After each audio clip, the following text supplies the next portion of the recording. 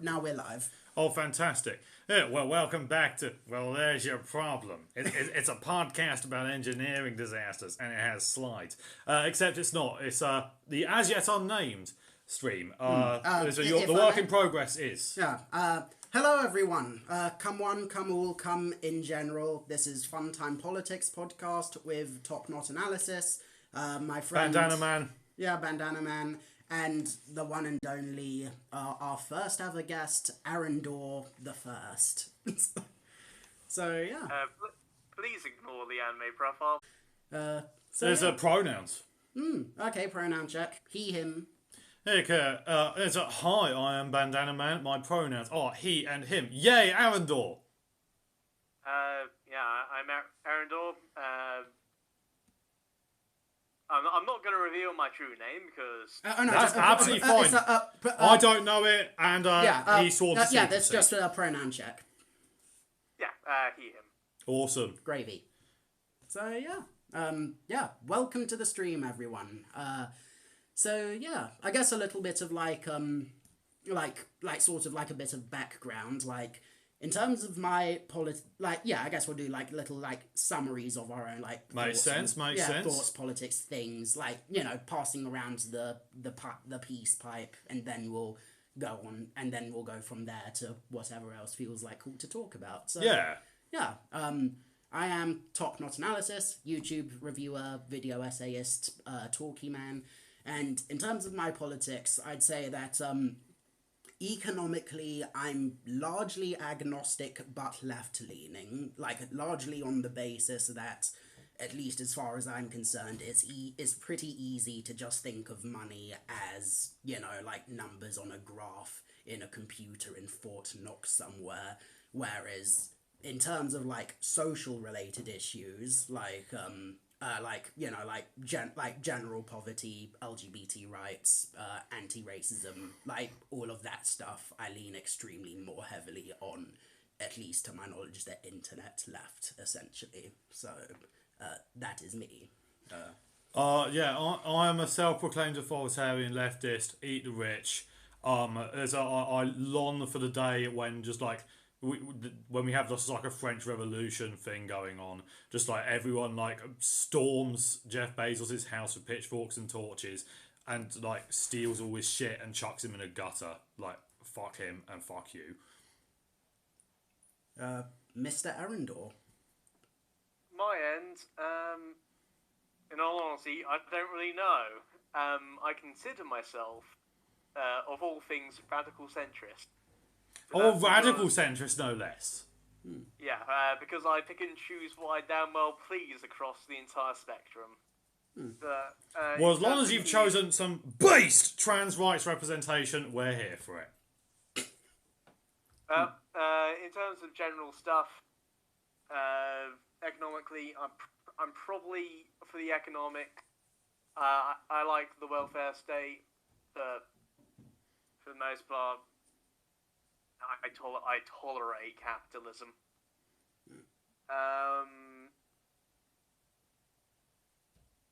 Other bits, culturally, bits and pieces from both sides. I do consider myself also monarchist. So for fuck's sakes! Yeah. By the end of the stream, we'll have soon sorted that. Don't you worry, Pat. My apologies, but I highly doubt you change your mind on that particular topic. Oh, we're a fun time.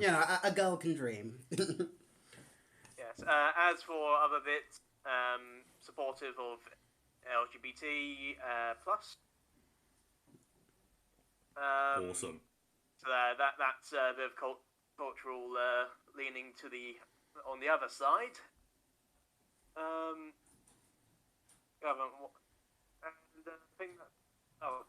Aside from that, I also support the concept of transhumanism. I want robot arms, and that's one of the main things I quite enjoy. I think that's a decent summary of. We could just have a picture. If we knew how to do this properly, we'd have a picture now of a transhumanist future of everyone as cyborgs, and we could just say, this could be us, but your parents thought Reagan was cool. Or the whole like society if I don't know. I have to work better on my improvisational skills. Well, that's the thing. We would actually be out there doing IRL stuff, but as I think Jeremy Corbyn famously said, there are people in our society. Just that bit. He continues, but that's the important bit. Yeah. Yes, society if the Fourth Crusade never happened. We do indeed live in a society. Have you noticed? Oh.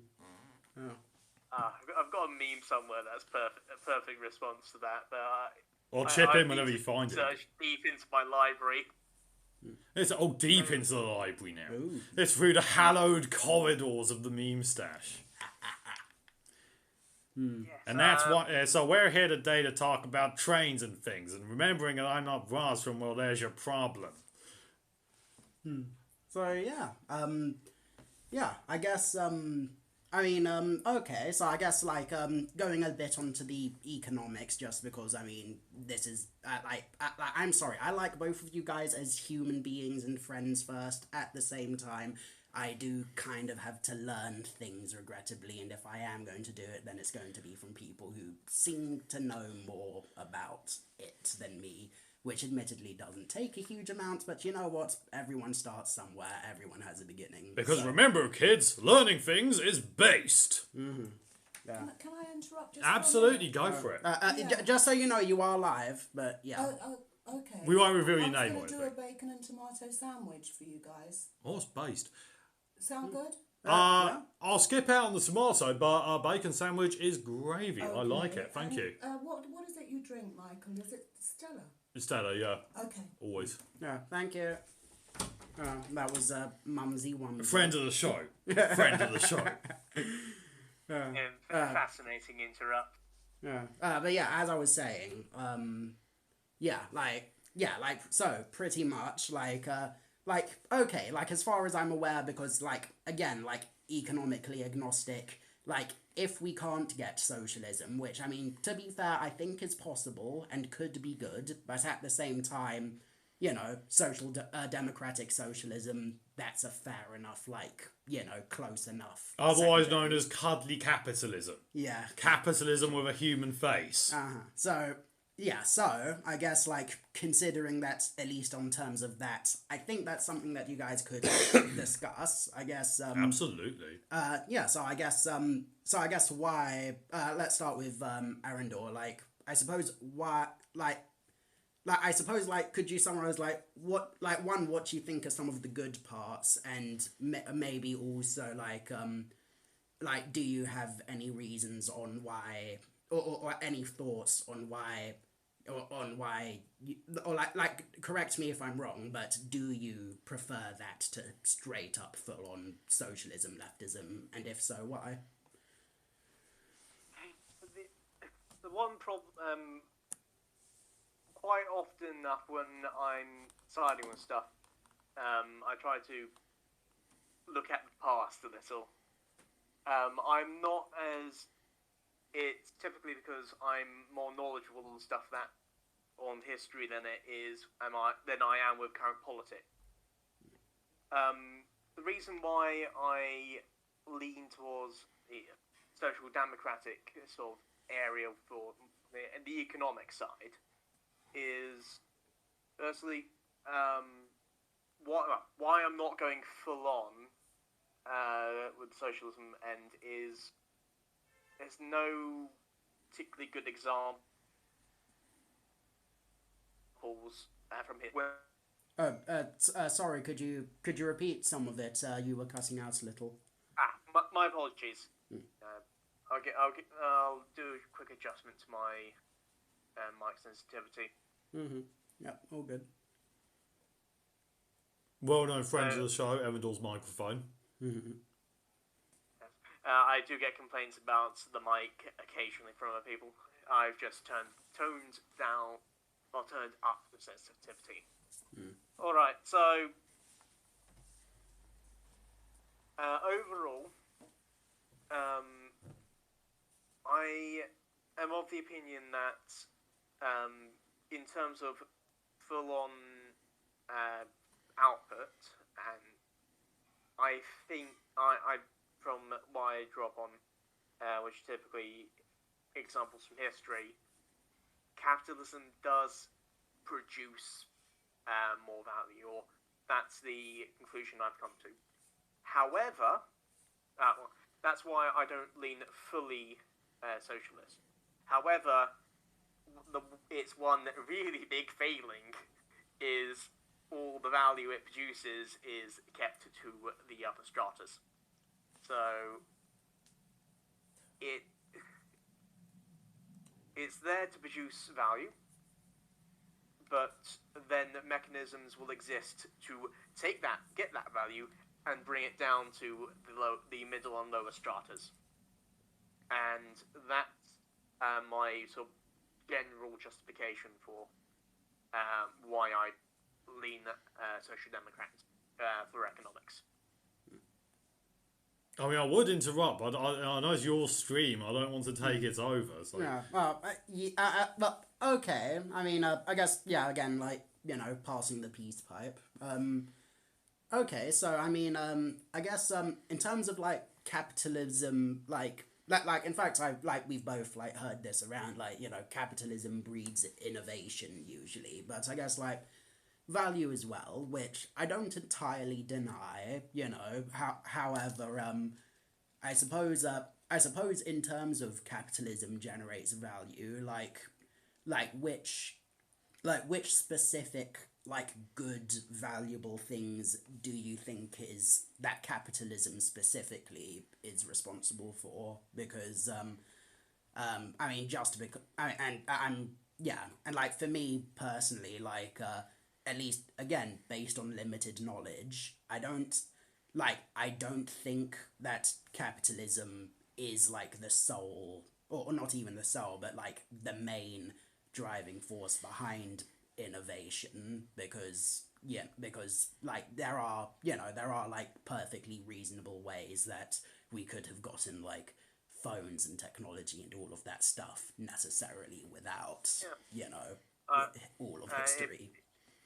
If you don't mind me speaking up for a moment. Yeah, I do agree.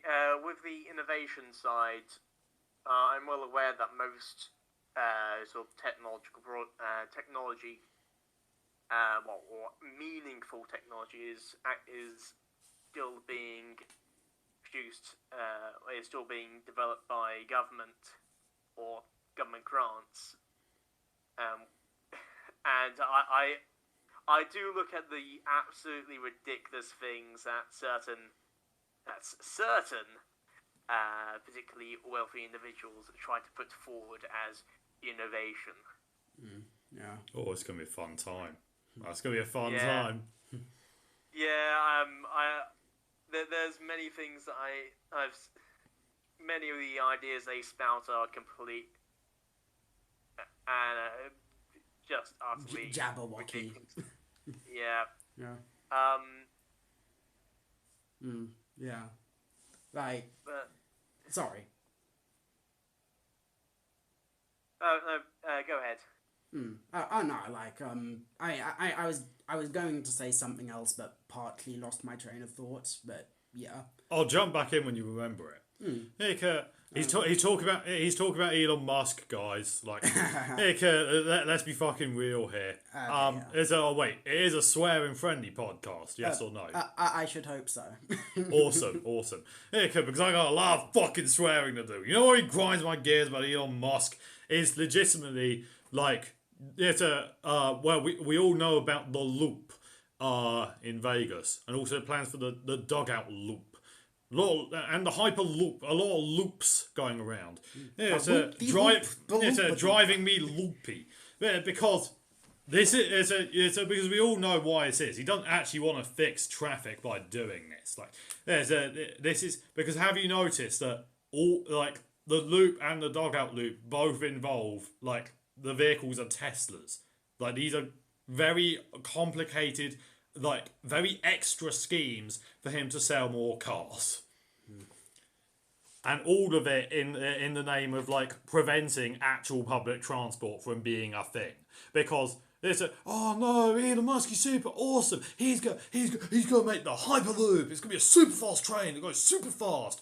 They're like, dude, we already have one of those that's in process called the Californian High Speed Rail, and all he's done is talk smack about it and try and undermine it at every step of the way. Like this actual thing that could actually work to make people's lives better. Yeah, and actually, if I may jump off, like, California Rail, like, that got me thinking of a whole other C word, specifically CANZUK. So, are you familiar with CANZUK? CANZUK, enlighten me. Okay, I actually learned about this through Mr. Erandor The First on one of our previous discussions, in person. It's Shall I introduce the concept? Yeah, please do. One moment. I'm just going to... Also, he gets to interrupt, but I don't. This is bullshit, man. But in fairness, this was... No, it's fine. It's fine. I know, it's fine. Yeah, I'm just fiddling with the camera, with my stream camera a little first, just so that there's no... Okay, wait. Up there. That's the Okay, one. hang on. Okay, yeah, so, please, CANZUK, you were saying. So,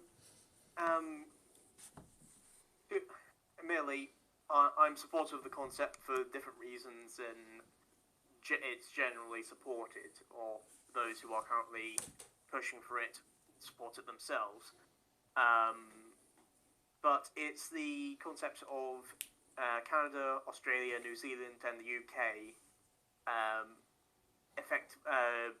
agreeing on various free trade, freedom movement, etc. Between the four countries. Currently, there is an organisation trying to lobby for it, and has currently gained traction with the various conservative parties in the four countries.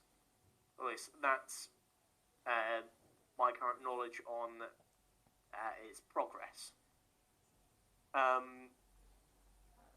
To my knowledge, it's being supported for the sort of idea that's a replacement for the EU for the UK. Something that's not as much as the EU. However, the reason why I support it, or what I want out of the concept, is turn CANZUK into a second EU, and push towards the federalisation of the Canada, Australia, New Zealand, and the UK. I know it's a bit bonkers. No, I mean, yeah. Wait, federalisation? What? So it would be like a... wait, like you said earlier, so what? This isn't like a train line, this is like EU, but for these four countries specifically? Yes. Oh, okay, right. Why do you want to join that? Like when they all of them wanted, or certainly all the ones here, all wanted out of an already existing kind of federalist arrangement. But there you go. Yeah, I mean, I guess it's sort of like, I think I'm using the word ironically this time. Yeah, like, like in that, that these four places don't want to be part of the EU, so they leave the EU by making their own EU, or mini EU. So, sorry, one moment. Okay. I'll leave that. Friends of the show, has come bearing many gifts. Beverages and good tidings, I hope. So, as they are consuming sustenance, this concept arose after we left, as a different path, as one of the paths that we could go down. So wait, just a sec. So wait, but why do they then want to join this one, but not the EU? Or what's the difference? Is it because it's different countries, or how's that working out? Well, I'll get to my thoughts on the EU in a bit, because they are incredibly strange. But with this, it's between us and 3 other countries that Well, I don't know exactly why every single particular person behind this would support it. I think the main group behind it just wants free trade between the four countries and economic cooperation. That they don't want this to become an EU, a second EU. I am the strange one. I want it to become a second EU. But the reason why I support it is we're already out. It's going to be a hassle to go back in if we ever do. Why don't we just try to use this situation to make something good of it? And the European Union has been, despite many failings, very successful in its time, especially for a continent that historically has butchered itself against each other.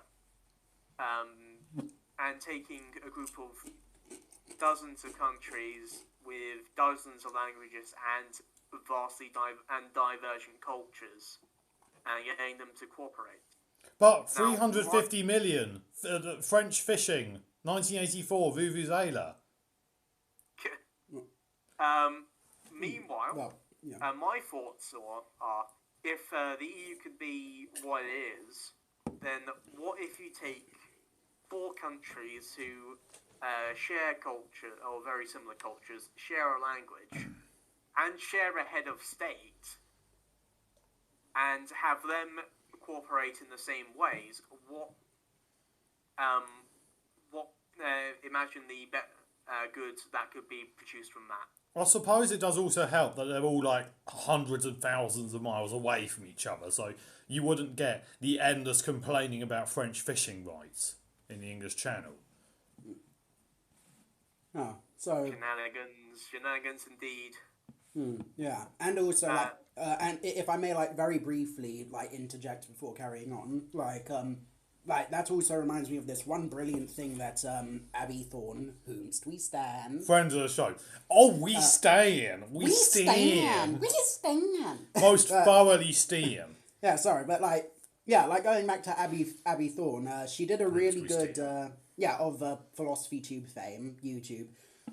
She did a really good video on, I believe it was climate grief or climate denial, where she opened like talking about how like I know this one. Yeah, go for it. Yeah, like basically that's like pretty much a lot of the modern fishing industry like essentially meets legal definitions of slavery, specifically with regards to refugees who are like maybe really poor and need to make a buck. However, because they're at the risk of being like shipped back to wherever they escaped from for whatever number of sympathetic reasons, then that means they basically have to work on low pay to free, and even go out like during like especially dangerous storms and that sort of thing. Oh, well, two things to point out with that one. These is refugees working in Britain these days trying to make a quid, mate. Ain't no bucks over here, he's trying to make a quid, innit? But, so then British refugees, what has the wonky teeth and everything, trying to make a quid so they can buy a cup of tea. But that's the thing, it's not just the fishing either, it's also, I'm doing my, I work in a specialist school, for just, so the pod knows. And as part of working in schools, obviously you have to do safeguarding training, being aware of all sorts of issues that can affect the kids, home lives, blah, blah, blah. And it says me sounding very dismissive of the concept, I'm not. But part of it, I learned about how things like nail salons, actually, in particular, they are infamous. I'm all right for a mug. I am a mug.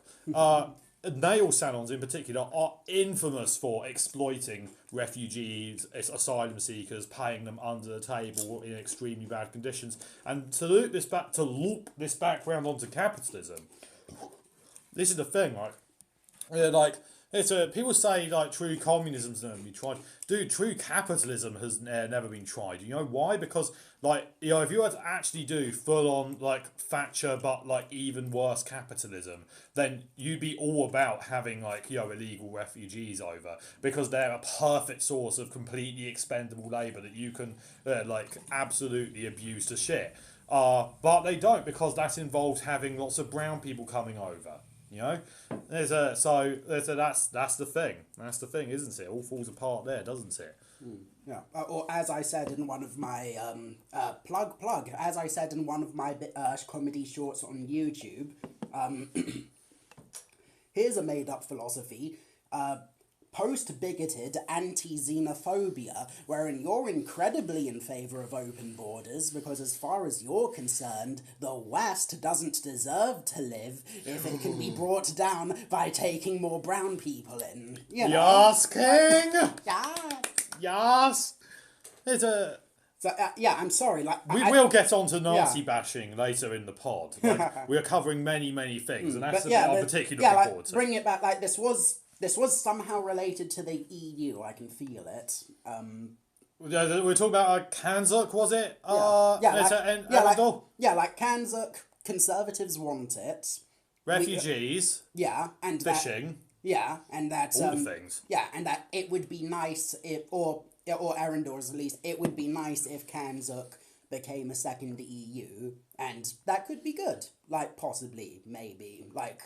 Thing is, Erandor, don't you think, right, that like if all the same people who were like endlessly complaining about the £350 million a week, which as we know turned out to be like completely fabricated, like shamelessly just lied about, and those same people were endlessly pushing for leave the EU, take control, etc.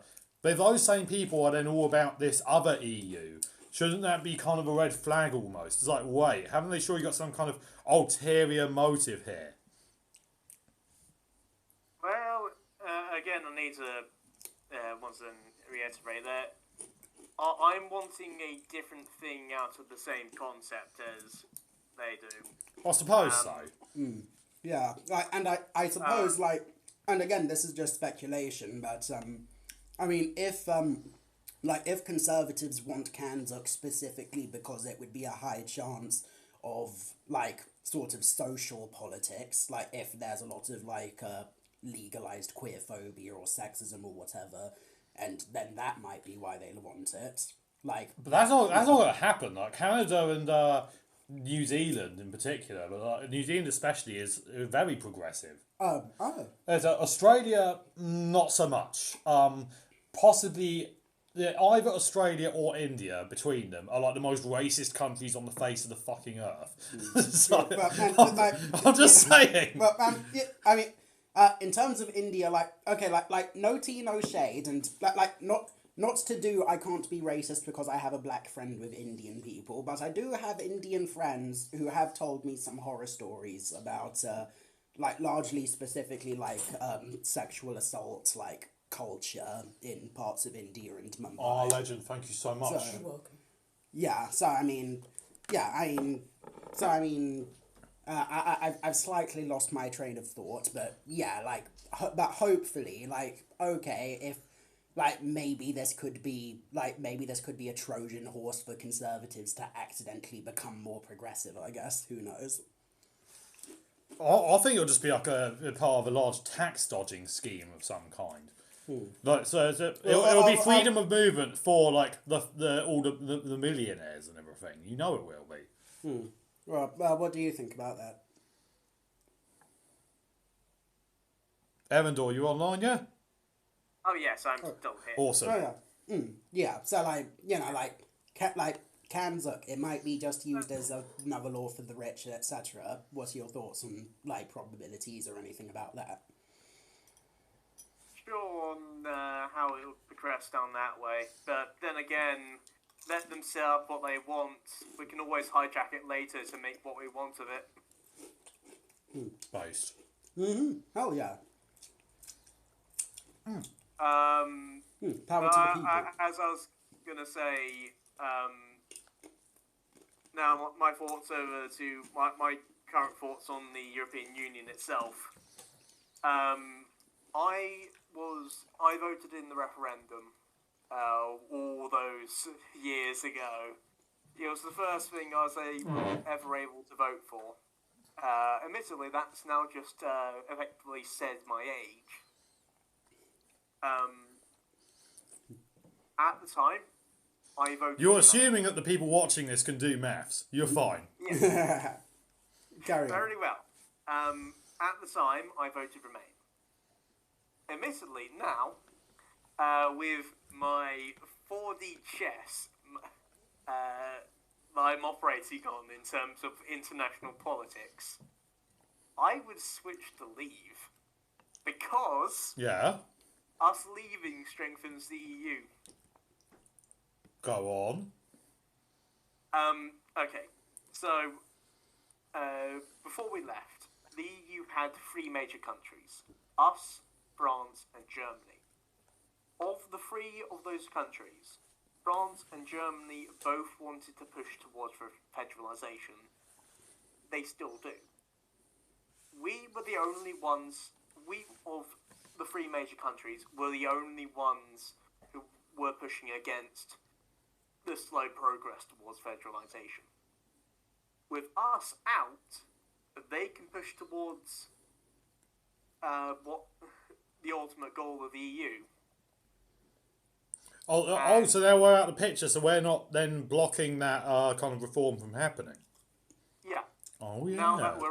Now that they're rid of us, we're no longer blocking reforms that I would like to see come out of there. Admittedly, it's a shame we can't be involved in those. But Well, that's why we then sneakily joined back in after that's all happened. One moment. Friends of the show. Friends of the show. Thank you. It's perfection. Thank you so much. Oh, much appreciated. Awesome sauce. That is a possible path to go down. Well, you know what? This is reminding me a little bit of the Dark Brandon memes right now. I like the idea of co-opting CANZUK to make a second EU. But except it's like Dark Leave. Is it? Here you go. We gotta leave the EU, Jack. We're blocking the path to federalisation. They're gonna federalise up, and we're gonna join back in. Yeah, I know. I play. The future is now, old man. I should know. I am the old man in question. Sorry, yeah. I play international politics with 5-dimensional chess, my friend. We added up another dimension. It's getting complicated. Like 69-dimensional. The best kind. Like, not even just 69-dimensional fluffing. What's more complicated than chess? Warhammer. Warhammer, yes. Yeah, 69-dimensional Warhammer 40k. Or Warhammer 8,000 quintillion. That's the way to go. But yes, that's my current thoughts on the EU. I mean, I am completely cucked to James O'Brien's simply delightful radio presenter voice, which is why I am now entirely EU-pilled. I very regrettably voted Leave at the time, although, in my defence, the £350 million a week, I think probably a lot of people voted almost entirely for that reason. Although I say that I have literally heard people saying, it's a good, and now we can keep the wogs out. So, I don't know, I think, because there was a lot of talk at the time about but people weren't voting to be racist, people weren't, and they're like, no, yeah, we were. Are you kidding? We're absolutely voting to be racist. Don't undermine our choice. Based. Thank you. that is the most respectful based I have ever heard. Sorry, sir, may I have some more based? Actually, speaking of which, y'all know the history of the word based? Enlighten me. I know the history of the word based. It was in I believe it was Reagan era politics. Fuck? Yeah, at the height of the at the height of the war on drugs, I see where this is going. Yeah, like at the time where they said something to the effect of like the FBI, like, straight up admitting, like, yeah, like, we thought that if we could tie weed and heroin to blacks and anti-war left, then we could get away Oh, not with about it. that bit. Yeah, and basically, base was a slang term for crack or heroin. So, like, based is like you're high on crack. Well, no, like base babies was a word for it. So that Presumably birthed by the welfare queens. Yeah, so I wouldn't be surprised. yeah, so that evolved into based, which basically got co-opted into meaning bravely agreeing with something awesome. So in a way, like, fuck, that's the single best definition I've ever heard of it. Yeah, like based is kind of like, It means many things to many different people. yeah, like not only that, like based is kind of like, it's sort of like the light side version of woke, in that originally in the 60s, woke used to just mean like awareness of awareness of racism and like horrible social issues. Like that's what woke used to mean. Nowadays it's been co-opted by the right wing usually to mean anything more progressive than Hunting the homeless for sports. Yeah.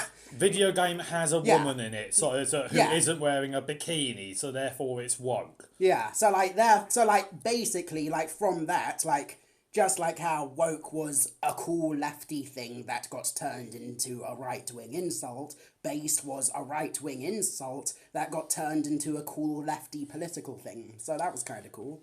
Oh yeah, we invented postmodernism specifically to fuck with conservatives. Like, how you say queer? Well, hey, a queer can, but we've co-opted it now. So now it means this other thing, because language just changes all the time. It's completely up in the air. Well, then do this other thing. Yeah, but like, words are just descriptive, man. We can just change the meaning around. Fuck. Any word, we will co-opt it, we will destroy it, we will upend it and hollow it out. We will give it a red sock. Yeah, it was a Christmas present. I meant the other one. Copy is free. Well, I mean, I always defined it based as the opposite of cringe. Yeah, that's a pretty solid one to go with. Yeah, exactly. For any of the normies in the chat. What? Here's a shout out to our normies, friends of the show. We have a lot of friends of the show, we're very friendly people. People who have yet to ascend to another plane of thought. There's a cute image of you, the enlightened centrist, like, the one where it's got like, the brains like so big, they're like sitting on it as an armchair. Oh. Well, I don't like to think of myself that way. That seems just a bit too egocentric. Just a touch. It's not an armchair. It's just a very fetching hat. Wearing your brain as a hat to flex on the normies. Yo, what are my rappers like they flex about how smart they are? Like, it's a. Like, okay, let me try and do some bars then. Fuck. Oh, okay, go for it. Okay. Like, yo, I got the big suit and tie. I make it straight, just not gonna lie down unless I'm gonna make her drown in the pussy juices until she elusive. Sorry. My mouth was full, so I fucked up a bit. But Sitting watching Countdown, stroking my cat's hair, sitting on my brain, using it as an armchair. Next Eminem right here. There's a chalk white rapper extraordinaire. You've heard it here first. Nice. We started talking about trains and we just went all over the place. Yeah. Oh, Like trains. Truly. I mean, I like talking about things, and it's not often you get to talk about politics without everything going to hellfire. Okay. Yeah. Don't worry. That's going to be coming. That's going to be coming soon enough.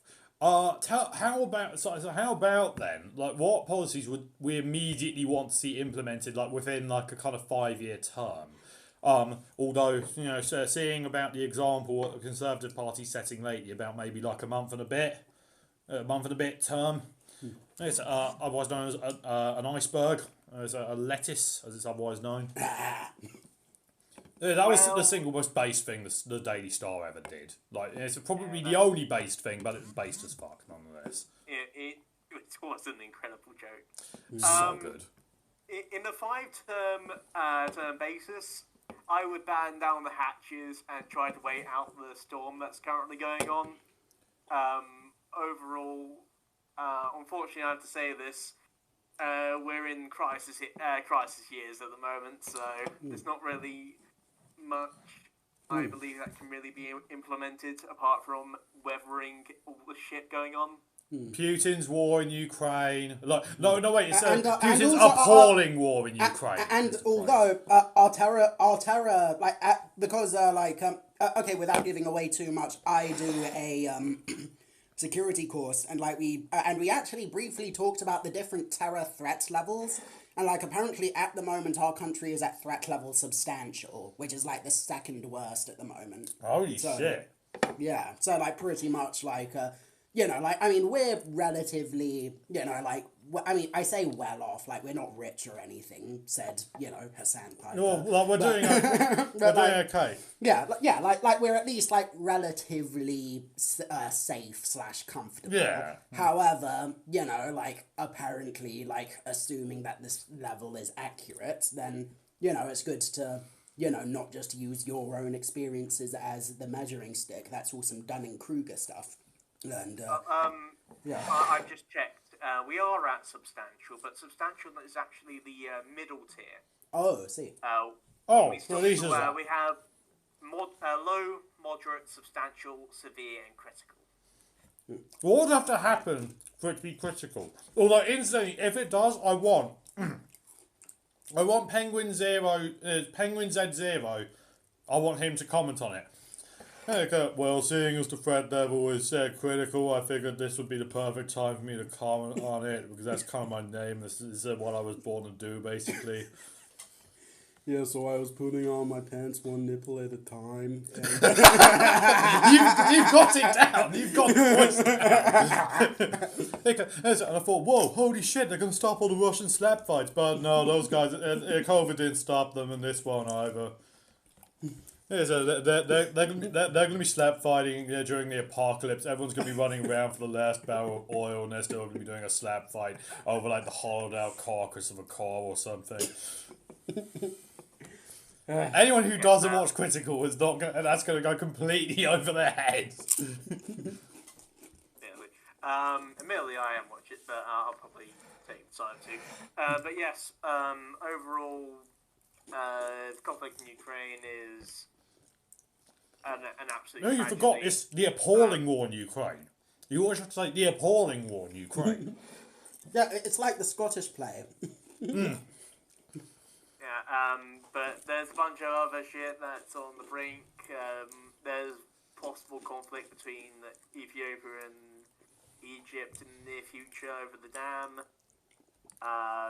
There's always the threat that China decides to do some stuff with Taiwan. Yeah, I was about to say that. Or should I say West Taiwan trying to take over main Taiwan? You mean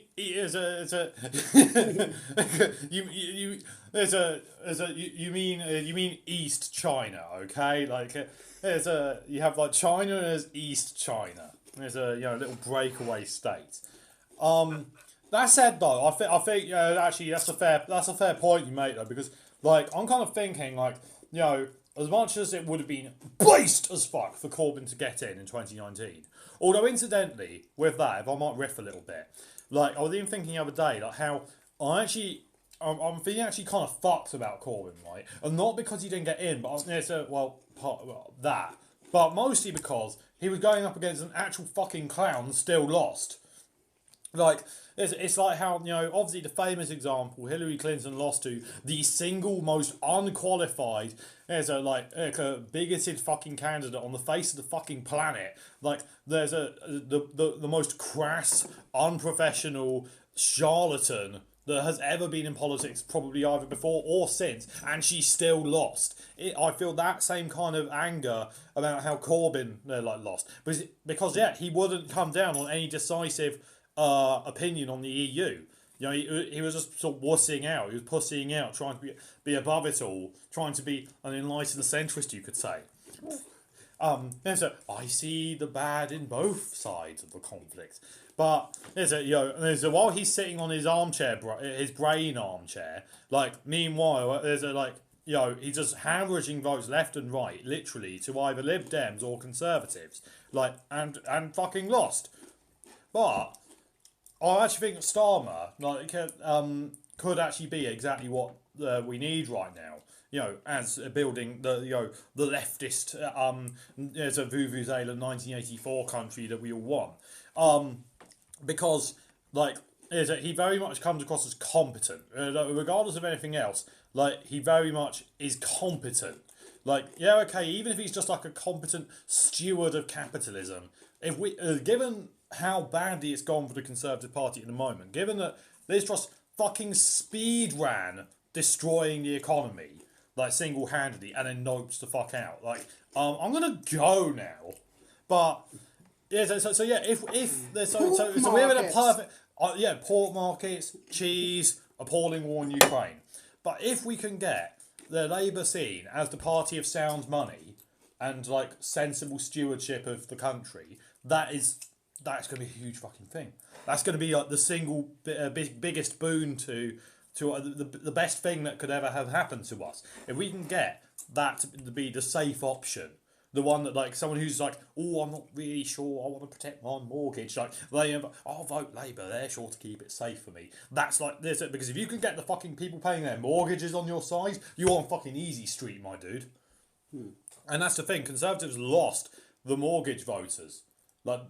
Because they had to pay, what was it, 2% more on their mortgage. That was absolutely the worst possible thing that could have happened. Because that's their entire base is people paying mortgages. Generally, I don't care who's really in charge at the moment, but with all the shit going down, have them be competent. And at the moment, at the very one least. side does not seem competent at all. Well, I mean, you wouldn't want a competent Nazi, though, surely? Assuming there are any. I assume there's at least one. Competent within reason and not a psychopath. I mean, anyone who goes that far on either side to the real extremes I'm going to consider them incompetent regardless. Yeah, we are in a post-Nick Griffin world where he got, where he's been... Comstead and Darmstead, dude. Yeah, epically shat on from basically every leftist on the internet and their mum. And, yeah. And their mum's dog, the mum then bought another dog that also did a shit on him. You know how it is. The first dog had a particularly big dinner that day, so it went back and did yet another shit on him. Just all the shit. Yeah, as should be. Don't get me wrong. The whole, I guess the whole Nazis existing on the internet and in polite society. They do. I know, right? No way. Yeah, it's like that thing out of Arthur. Wait. It's like that thing out of Arthur about. But who would lie on the internet? It's what? There's Nazis on the internet, but who would do that? And then Paul Joseph Watson has entered the chat. Smash cuts to DW joining 4chan. I jest a bit, we've actually talked about 4chan beforehand. Okay, it's not entirely Nazis; they're mostly just localized to the pole board. But Okay, wait. You can't seriously be telling me there's people who are not Nazis using 4chan. It's Nazi Central. What? Who's stupid enough to use that site if they're not a Nazi? Surely. Well, none of us in chat use it. However, I have even before this year, I have heard heard slash seen, like, like in passing videos and references. In fact, in one bit by Loner Box of all people, mentioning how there are how there are pro LGBT boards on 4chan and all that They're stuff. completely wasting their fucking time and get off of it. It's an absolute shithole of a website. Well, I mean, well, not necessarily, because I mean, if you're going to have like pro LGBT spaces anywhere, then I mean, surely it's at least. I mean, it's not going to save like many people, but having like good spaces in bad spaces is at least a tiny, teeny, tippity tap stippity step towards. I mean, Erandor, thoughts on this before I go riffing? Well, I was the one who actually brought this up in conversation with our good friend here, and I was the one who actually informed them about all of it. 4chan, as my understanding, is at its base based on anonymity. Anonymity. It's an anonymity. Yes. So really, and it's also very split up. Has multiple individual boards that each have their own culture. And from the outside, the only board that people know about, or what they believe, is most people from the outside only really see one particular board because they are the loudest and they are the worst, and that being Pole. The truly ironic thing is many other boards hate Pole. To my knowledge, in particular, the History Board and the Traditional Games Board both despise Pole for their own particular reasons. I just find the concept of that greatly ironic. Yeah, and also and more generally, even the whole point of how white nationalists make a whole song and dance about caring about the white race when they do that by specifically and purposefully and most of the time getting history wrong in the most horrible ways.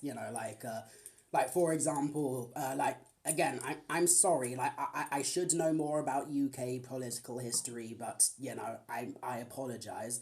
But specifically, the blood quantum rule versus the one drop rule, blood quantum was active during the the Native American genocide to basically say, oh, okay, all of the white men can do horrible things to the Native American women so that their children will be white and then all of the land will be white America. And holy shit. Yeah, that's the blood quantum, but the one drop rule is... It was like Nazis, right?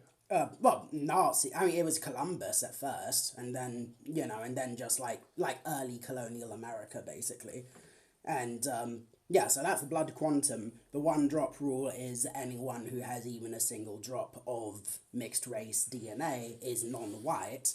And so, although those two laws are completely contradictory, and they both serve the whole overarching system of even though they have different views of what whiteness is, the end goal is essentially white supremacy. So you have the blood quantum to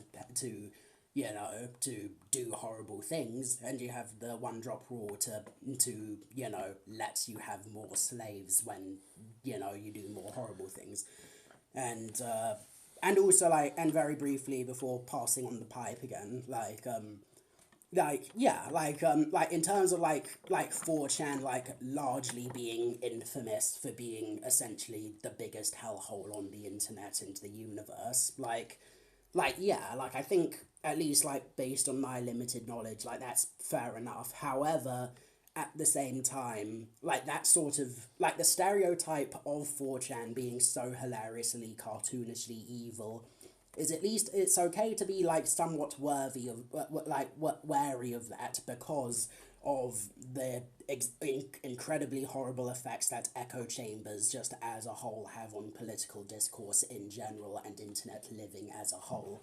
Because, you know, like it is really bad, like to the point that, for example, little story time from a past stream actually with a friend. A friend of the show. Friend of the show. Yeah, friend of the show, Burrito Therapy. Follow her on Twitch.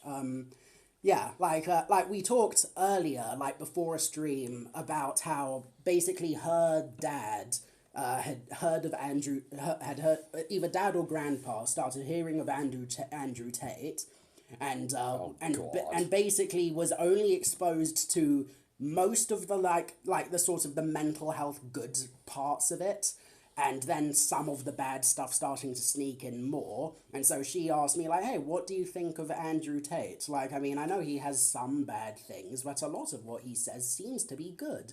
And then I told her about, you know, the way more off-the-wall horrible stuff that she said, and she was like, oh, I had no idea. Like, that's most of what you've been seeing of him? And I'm like, yes, that's most of what he's been saying, and it's horrible.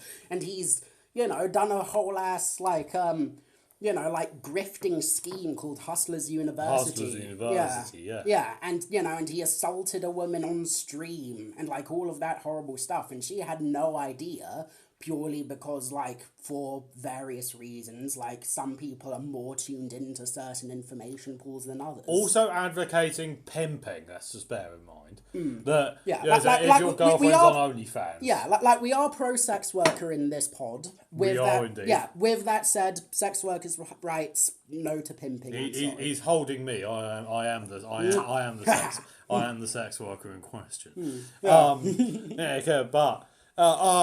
It's a as he said, like if your girlfriend's doing OnlyFans, then like so you should like order her that all the money goes to you, or that she gets kicked out of the house, kind of thing. You know, real gnarly stuff. Gnarly stuff. Yeah. So like all of that to basically being a whole ass word salad to say, yeah, good to be wary of 4chan because of the crazy people. At the same time, don't let your not one experience, but don't let your idea of the experience make you immune to knowing, like, hey, maybe there's other stuff that's... I honestly don't agree with that. Lib take.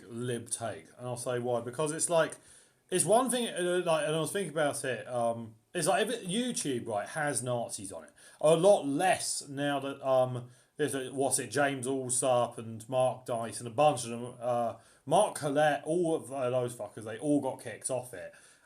Big old purge after Charlottesville. I think, as for open neo-Nazis on YouTube who have like large followings, I think Paul Joseph Watson is now the only game left in town. And Matt Walsh. Oh shit, Matt Walsh as well. Oh, yeah. Self-described fascist, let's remind ourselves. Also, nonce extraordinaire. Although that would imply that he's like kind of flamboyant and at least interesting with it, like Milo Yiannopoulos. He's a bear, but he's the most boring bear to ever walk the earth. I think otter at best, absolute best. Anyway, point being, right, is the thing is though, the difference is that 4chan is like the Nazi site. It's like it's rather than it being like YouTube's like just that place where people go and watch videos. Oh, and there's also like a handful of Nazis on it. It's bound to happen because it's like got like 90 billion accounts on it. But like 4chan is like that's its reputation, is it's like the Nazi site. Yeah, because it's only poll, but like no one goes on any of the other ones. There's like 5 people who go on all the other like boards combined, right? And I think the thing is also is like it kind of gives credence to like Nazis who don't, because their defense is always like but there's boards for everything. There's boards for there's boards for video games. There's boards for television. How dare you just assume it is a diverse community of many competing ideas and interests where all we gather in the public square and so discourse upon. Because they all turn into like 18th century philosophers whenever they're doing this shit, right? They always do, with the fucking frill and like the white wig, whatever, and the 4 chins, like and the gavel. The gavel, all the rest of it, but so in a way, like whether the people, the not Nazis on 4chan who are discussing like I really like this board game. I find this character interesting. Like whatever it is they're doing, I don't know. But like this, or like discussing like taking photographs of cats. I don't know. Like, but they're always giving credence to that, whether they mean to or not. Them being in that space is giving credence to Nazis using that as a defense mechanism, and also specifically with regards to the LGBTQ plus board. This is the point I was going to say in the first instance. It's like that's just given it is a place where all the Nazis hang around, like isn't that just going to literally like fuel the whole groomer scare, isn't it? The sort of the blood libel against the groomers, right?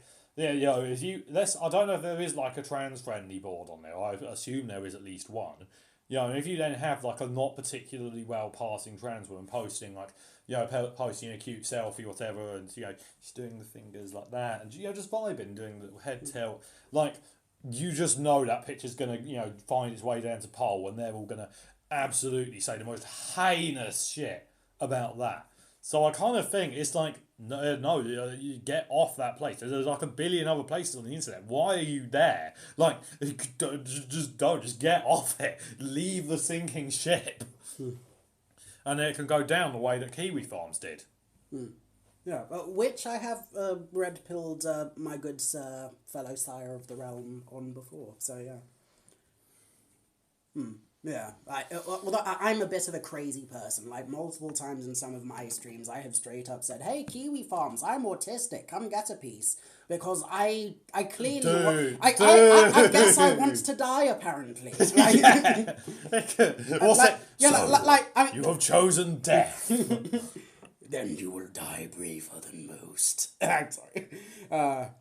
Yeah, like, I mean, it sucks, because, I'm a small-time creative. I want to be an artiste, and so, basically, at the moment, like, I know that I'm wrong to say this, but at the moment I'm in my no such thing as bad publicity phase, which I know is bullshit. I know bad publicity exists because I don't want to get doxxed, and that is bad publicity, but for some reason, that's my error at the moment. Like, I mean, what sort of like bad publicity have you done then, would you say?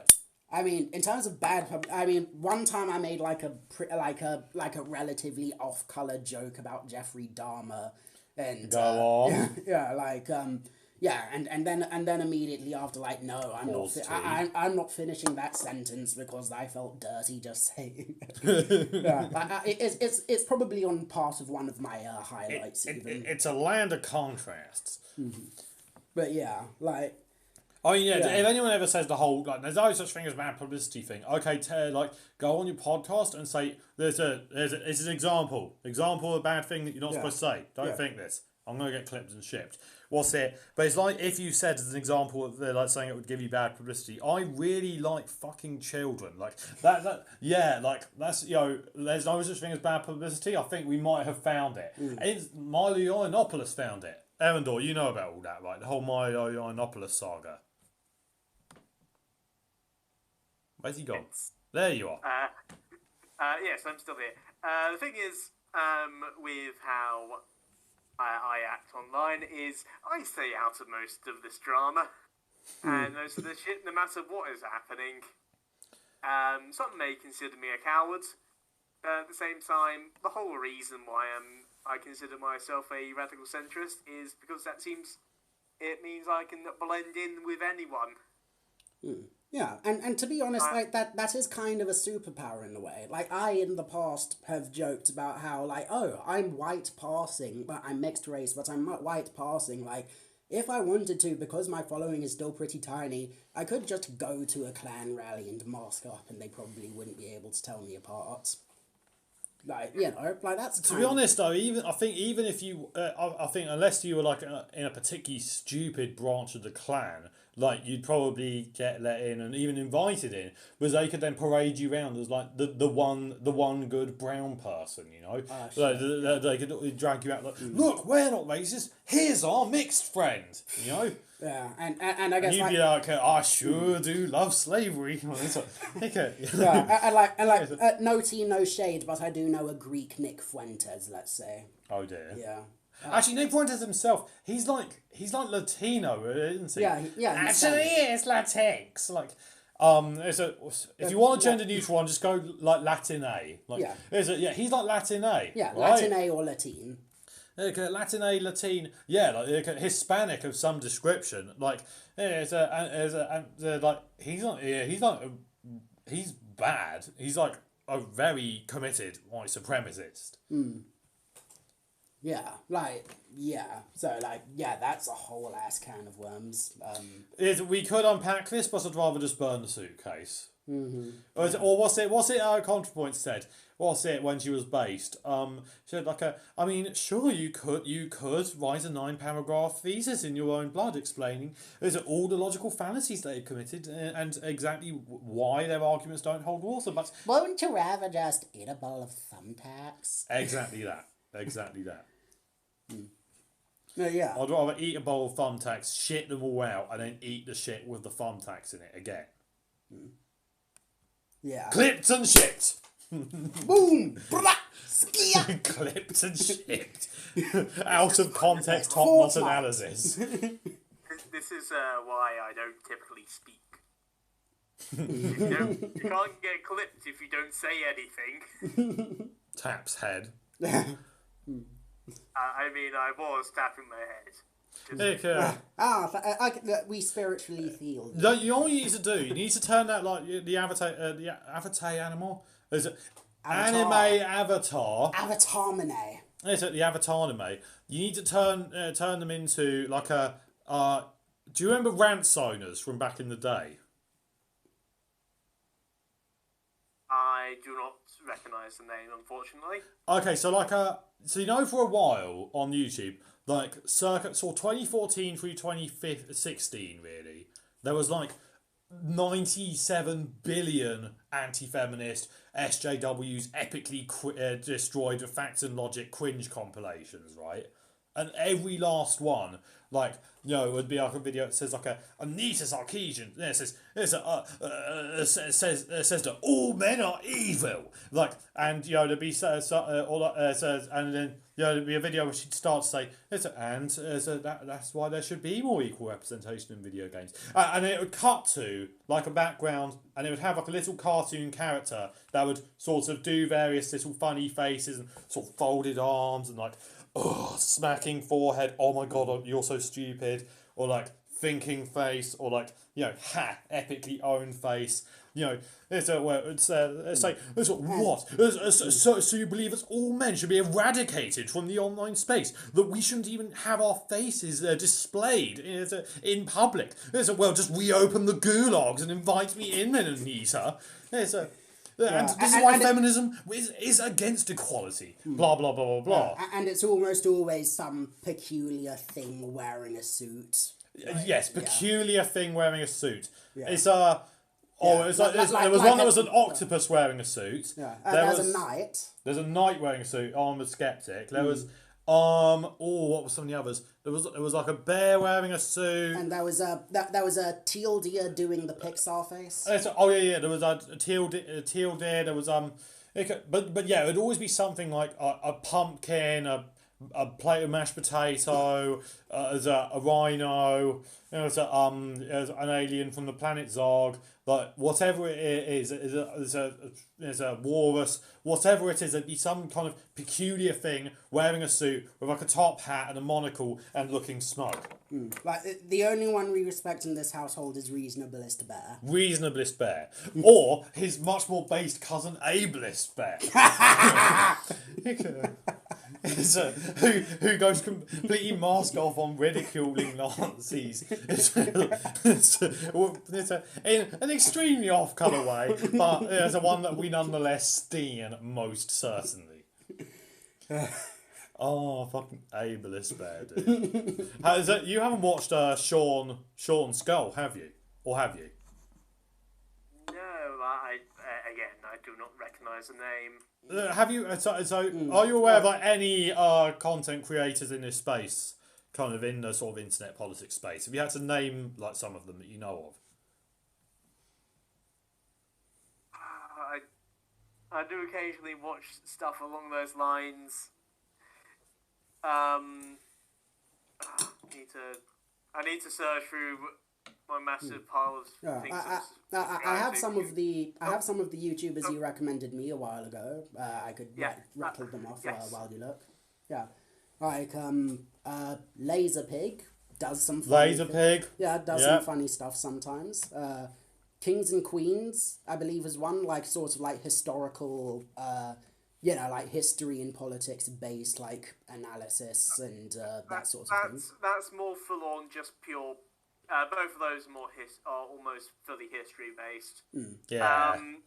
Admittedly, one of my big strategies with surviving the internet is, if I must fall into an echo chamber, I'm going to be lurking in as many echo chambers as possible.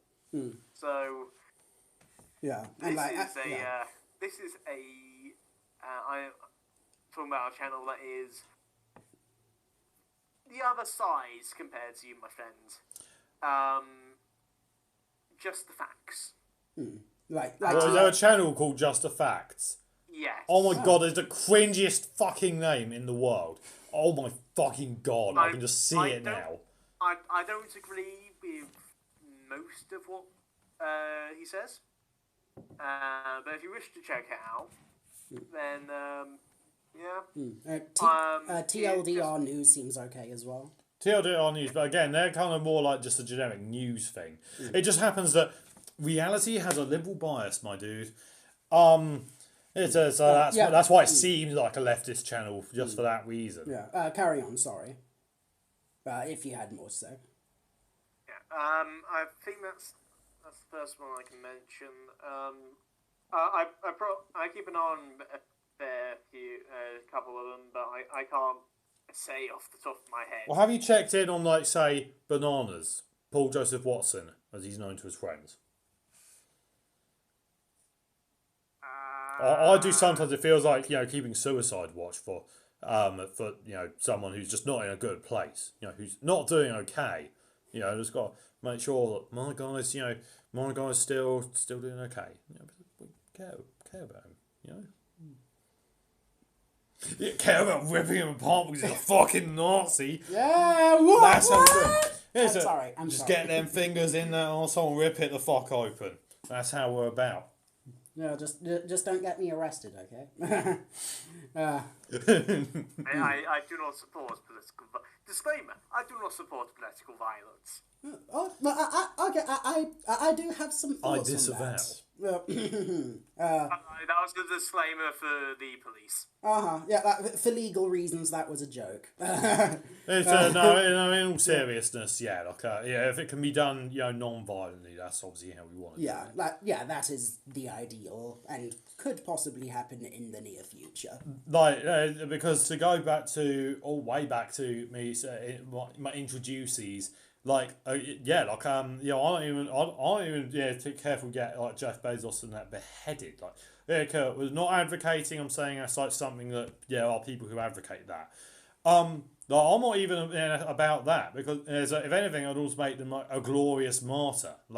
I'd much rather that he's just like carried out of his house like struggling and screaming, chucked out onto the gutter with dressed clothed in rags.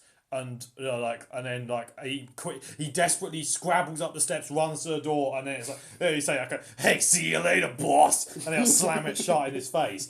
And all wreck his shit. All my big strong Staten Island boys, all just carting all his sofas and that out the back door. Okay, this will go great in the staff room, right? Listen, go in the corner with the coffee. F is far too kind for an individual like him. Fucking hell, dude! I was trying to keep us on Twitch, but I'm nonetheless very glad to hear it. Very glad. Do please expand, please. Yeah, because I've got an inflation fetish, so just need someone to give me a semi. If you can go for that. You can't see it down here, but it's your words will work their magic. Go for it. No, I was instead of death. What you were suggesting, essentially. Oh yeah. And yeah, what else was I going to go on about? I guess like slightly winding back to the political violence thing. Like, Yeah. I know, like, Friends of the show, political violence. yeah, like, for legal reasons that was a joke. Yeah, like, I guess sort of more broadly, like, long and short, like, like, mostly good if we can avoid it. However, sometimes it's necessary. Like, yay or The nay. thing is, right, is that, like, you know what fucks me off is that there's actually, like, political violence that happens all the time. It's just not seen that way because of, like, the endlessly infuriating kind of end of history tendency that's propagated since the end of the Second World War, especially since, like, the end of, like, the end of communism, right? It's Yeah. Okay. Well, maybe if not political violence, let's say political violent revolution. Let's say. It's specifically that. Okay, but Yeah. Or violent protest. because that's the thing, right? It's like, how is it not political violence to, like, instead of, like, giving a homeless person a house for free, like, you like cart them off and, like, put them in jail, like, for fucking vagrancy or whatever. Like, that's a political decision that's involved violence. Like, and this kind of thing happens all the time everywhere. And it's just like people don't see it that way because it's just kind of white noise, part of the background. Well, it's just how we do things. It just makes sense to do it that way, Yeah, and and also and like sort of like briefly, like, again, disclaimer, like, that doesn't mean all political violence is equal, because there are distinctions between the political violence of that and the political violence of, dude. like Charlottesville, let's say. Sure, dude. There's like a bunch of Nazis, like, calling for the day of the rope, and there's a bunch of people saying, "Hey, fuck you, like, don't do that." And there's I can't see the difference. They're both the same to me. Yeah, I know, yeah. Yeah. Yeah, so, like, basically that, like, thoughts, sir? Sorry to derail the point. Go for it. Yeah, that's cool. I've just found one of the other channels I follow, who's more aligned on sort of leftly. This is the main channel I draw my dislike of cars from. Yeah. Adam something. Yes! My guy, my fucking guy, we are here for it. His shit Ukraine takes aside, we are here for it. Yeah, so that's where I draw upon my a few of the points. I do agree with quite a lot of the points raised on that channel. Good points. Back over to the discussion of political violence. Generally speaking, a lack of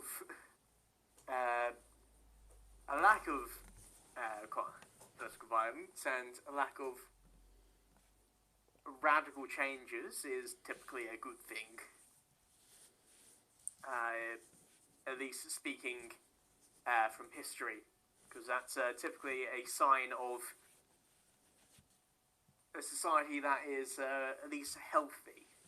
It might not be right on all things, but it might not be correct in every single conceivable way, but it is at least stable.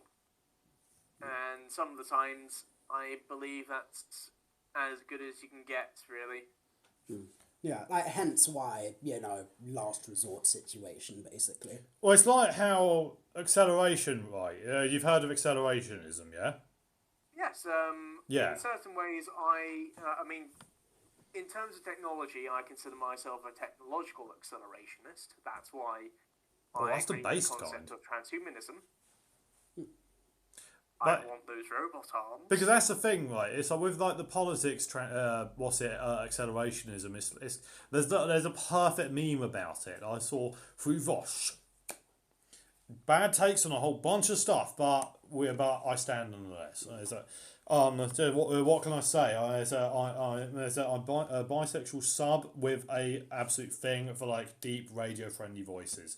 So him, what's it? James O'Brien and a bunch of others. Point is, yeah, but I saw it on like a video he did first, which is like they have like there's a hippie dude and there's like a 4chan Nazi. What's it?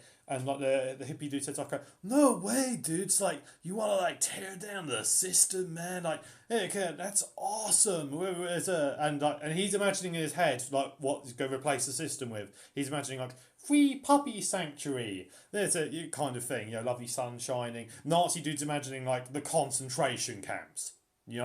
Like, yeah, okay, they want to tear down the system, but they want to replace it with very different things. So, yeah, we can kind of avoid that whole tearing down the system thing. That would be very much preferred. Because, I don't know, at this stage in the game, certainly if this was in America, we'd absolutely have Holocaust Round 2. Which is bad, by the way. Hot take. The Holocaust was bad. Extremely. Clipped and shipped. So, again, I've been dragging through the, I wouldn't really say this is a political channel, more like I'll be the judge of that. Post-ironic political commentary. Oh, wait, it's not JVAG, is it? It's going to be fucking JVAG. Yes. Oh, for fuck's sake! I called it! I never miss! He's the YouTube whisperer. So have you seen then? The one and only good video that JVAG ever did was his summation of the Jordan Peterson versus Slavoj Zizek debate.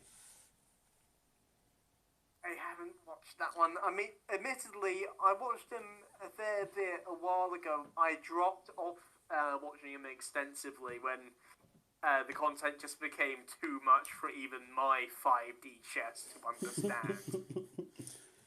Yeah. Well, I mean, he's where I picked up the concept of radical centrism from. You've got your brain fucking poisoned, dude. That's what I ran with. Yeah. And if I may also add on that, the Kink Political Compass, that's another of his better ones as well, I recommend. So what's so what, does he have based takes on the whole kink at Pride discourse? This is exactly a kind of bad take that Vosh has that I was going to say about, was the kink at Pride thing. He fell off in a big way after that. Or actually, like, even out of that, even, like, more broadly, do you have any thoughts or would like to talk Kink about? at Pride. Yeah. Let's get into it. Yeah. If you'd like. Gonna need to. Yeah. I don't. Yeah. Or I could summarize some of the baseline points, if you like. Go for it. Yeah. So, yeah, like, long story short, Pride Month, weekly, weekly. There's a Pride week every other week. Let's go, dude. Let's make it happen. Yeah. So, yeah, Pride Month, happens once a year, and there's, like, Pride festivals, and basically, sometime, I believe last year was when it really took off, basically, there were discussions about whether or not that they should allow kink regalia or types of kink at Pride, because on the one hand, like, the anti-side is saying, well, kink isn't a thing about sexual orientation or sexuality, it's just a thing that anyone of any identity can enjoy, and so, however, the pro side is, well, yeah, but, like, one, Pride was a riot, two, anti-kink discrimination has historically been a very huge thing, especially in, like, early Catholic... And especially used against gay people as well, like the gay community. And, like, especially in early homophobia, like the homophobic and view present of, homophobia. Yeah, like, the homophobic and even to a large degree transphobic view is that certain identities and orientations are a kink, which they're not, but they use that language as an excuse to say kink is bad, which it isn't.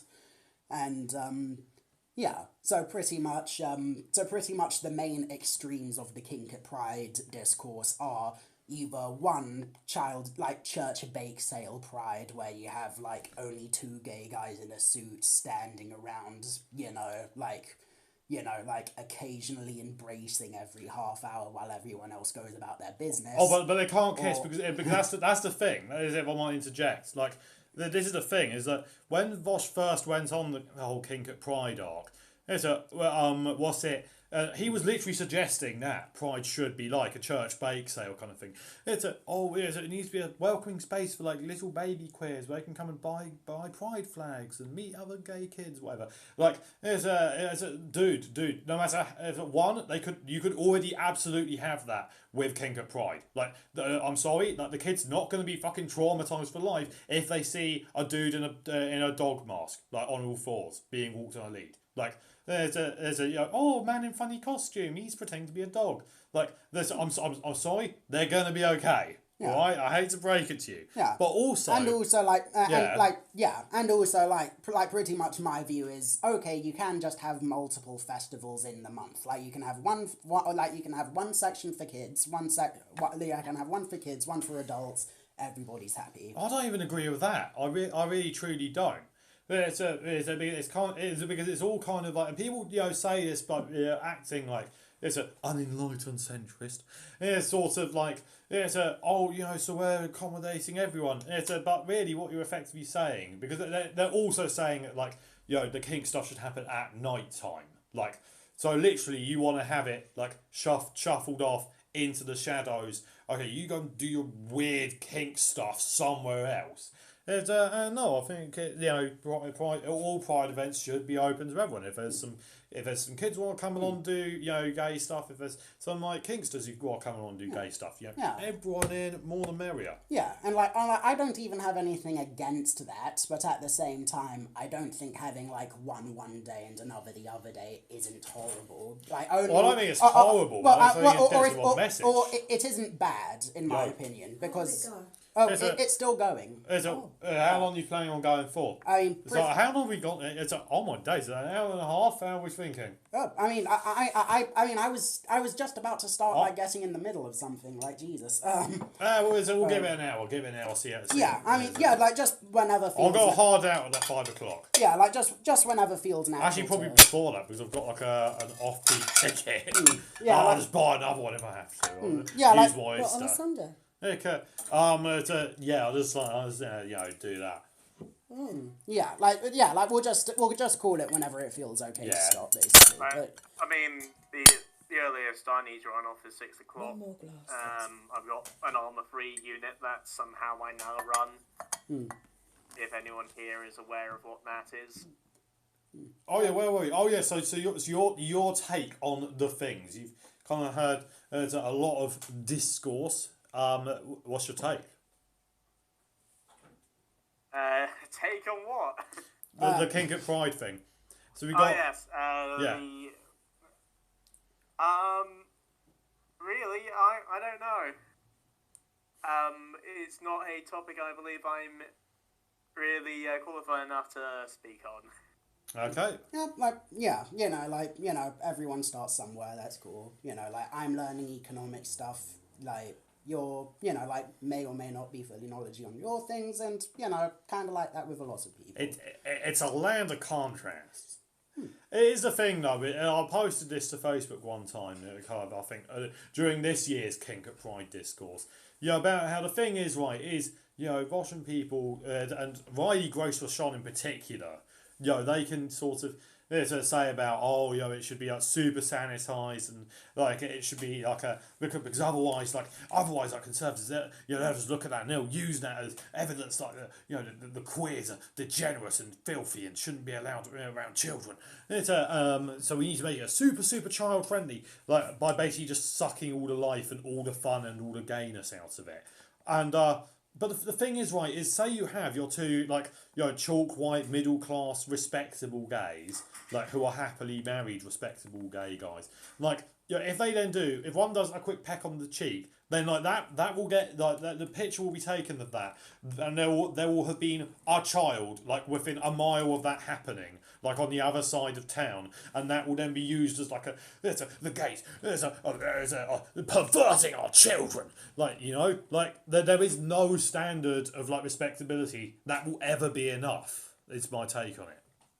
Yeah, or at least will never be enough for some people. Also, it's literally like there's the phrase exists for a reason. We're here, we're queer, get used to it. Not we're here, but if you'd like us to move over there, we can do that too. That's okay. It's like it's a what's it? Contrapoint's actually had a phrase I've taken to using quite a lot lately in various contexts, sexual and otherwise. Which is what's it? She said one time in one of her videos discussing transphobia.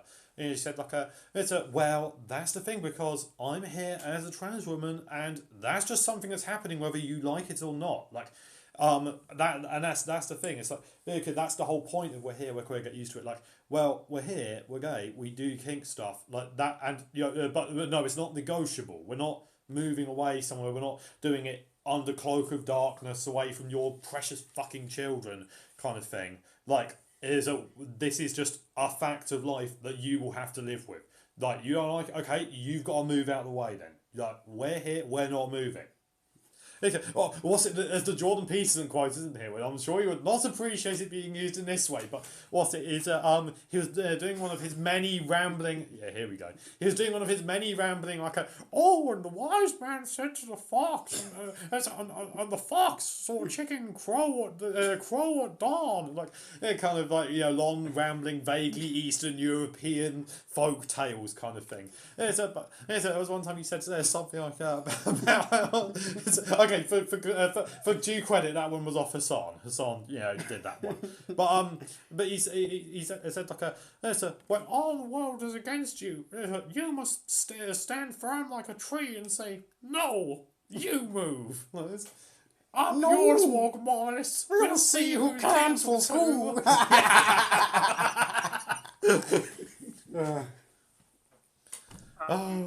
Yeah, and the pure ideology.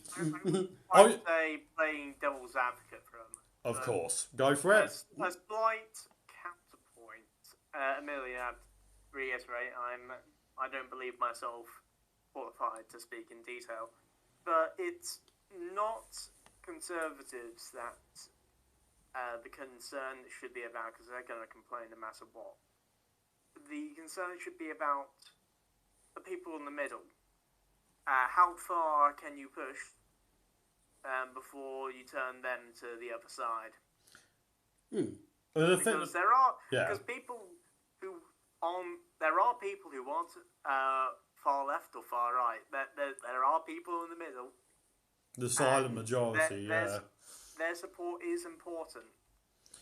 Okay, and if I may, go for it. Yeah, I agree, however, with some asterisks, because, I mean, in terms of, people, even those, fully centrist, not far left or right people, I feel like, in a way, those people are kind of, I feel like, in a way, those people don't entirely exist in the sense of, not having any opinions on anything. Because, because no matter how centrist you are, right down the middle, you will have some opinions or views that are inspired by your upbringing or what have you. Specifically, let's say, for instance, without getting too, what in the weeds? Well, but without getting too identificational about things, one time when I was at a security course, I got talking with some of the lads who are by and large pretty nice. Oh, I know this one, yeah. Yeah, pretty nice people who who aren't conservatives, who are just just good regular folks. Yeah, just good regular folks. They don't care about the LGBTQIAs, and they don't dislike them. They just do their own stuff. However, their lack of understanding on some things does translate to unintentionally, I believe, forms of bigotry, specifically. Things on the one hand they'll on the one hand thinking oh, okay, if a trans woman looks like a woman, then she can go in the women's bathroom. If she doesn't, then it's probably a bloke and you shouldn't let her in.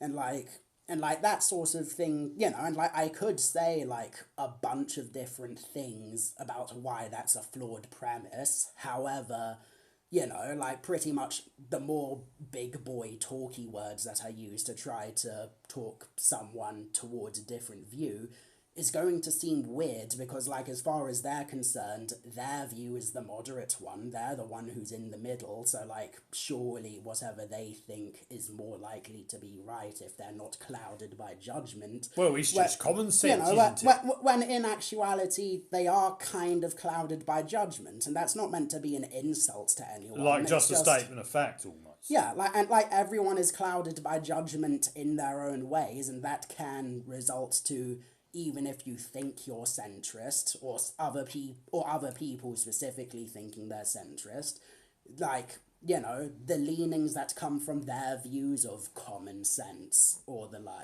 like, you know, like if someone is in the centre but is in the danger of being pushed to the right, let's say. As opposed to being pushed to the left. Yeah, you know, like, you do kind of have to admit, like, okay, I will try reasonably with you to try to convince you politely. However, if your personal attachment to certain things is too difficult for me to politely and calmly talk out of you, then I'm sorry, I tried my best. I guess I just won't try to waste too much time. Oh, hey, we got someone in the chat room. We are a cute couple. Thank you, Vampire Hunter there. Thank you. He's the sub. He's the sub. Ah, who's the receiver? Oh, shit! Okay. For full disclosure, I'm the faggot in the chat. What's it? And I am. Have not yet received, but would very much like to. As far as I can work out, he's vanilla. So, vanilla. You're not going to get a full-on dick down on camera. I'm sorry about that, my dude. Well, I'd say like, maybe in another pot. I'd say spicier than vanilla. You know, like turmeric at least. That is a good analogy. Disney is hiring. No, wait, they could have. I'm sorry, Erandor. We got to do due diligence to our fan here. Not fans. Oh, welcome to the chat. But no, obviously Disney timing. Yeah, no, but like you know, they always have the comic relief characters, or at least they used to in like the '90s ones where they were actually good. Like, but they should have like kind of us two as like two like. Oh no, like gnomes or like what's it out of Hunchback of Notre Dame? They had the gargoyles. They had the gargoyles. There's a or like we got two henchmen underlings of like the bad Cruella guy or whatever. It's yeah. They could redo Cruella de Vil, like an animated one. But of us two as like, would you be Jasper or Horace? Either or. I mean, you're probably slightly thinner than me. Makes sense. Yeah, I'm a switch. I can go either way. I'll be Jasper because Jasper is the top. Like, Jasper has big dick energy. You know he does. But yeah, we do that. Like they'd be in the car, but before they went to go and steal the puppies, kind of thing. And they'd be just having like a really bitchy chat about something. This thing, one of them would have a take a break open kind of thing. The other would be like quickly doing a bit of mascara and eyeliner in the like car in the little mirror kind of thing. Yeah, like oh my god, have you noticed Katie Price has got so fat lately? Like speak for yourself, Horace. Like you said, you need to slim down yourself, lovey. Hey, it's all baby weight, isn't it? You haven't had a fucking baby. Like no, but my sister has, and stress of caring for it. It's just you've got to resort to food, haven't you? But you haven't been doing any caring for it. You haven't been round there for months. Like absorbed it by osmosis, didn't I? Like hey, even your film, you're not exactly on the cover of Vogue, are you? So why don't you just hold your breath on that one? What's up with you? Like, I do declare you're sounding a bit like Jordan Peterson having a bit of a rager about that one fat lady who was mighty attractive, if I do say so. She had some lovely like slopes of the hills. Actually, yes, she did indeed. Erandor, did you hear about Conservatives absolutely losing their shit about Lizzo playing the flute?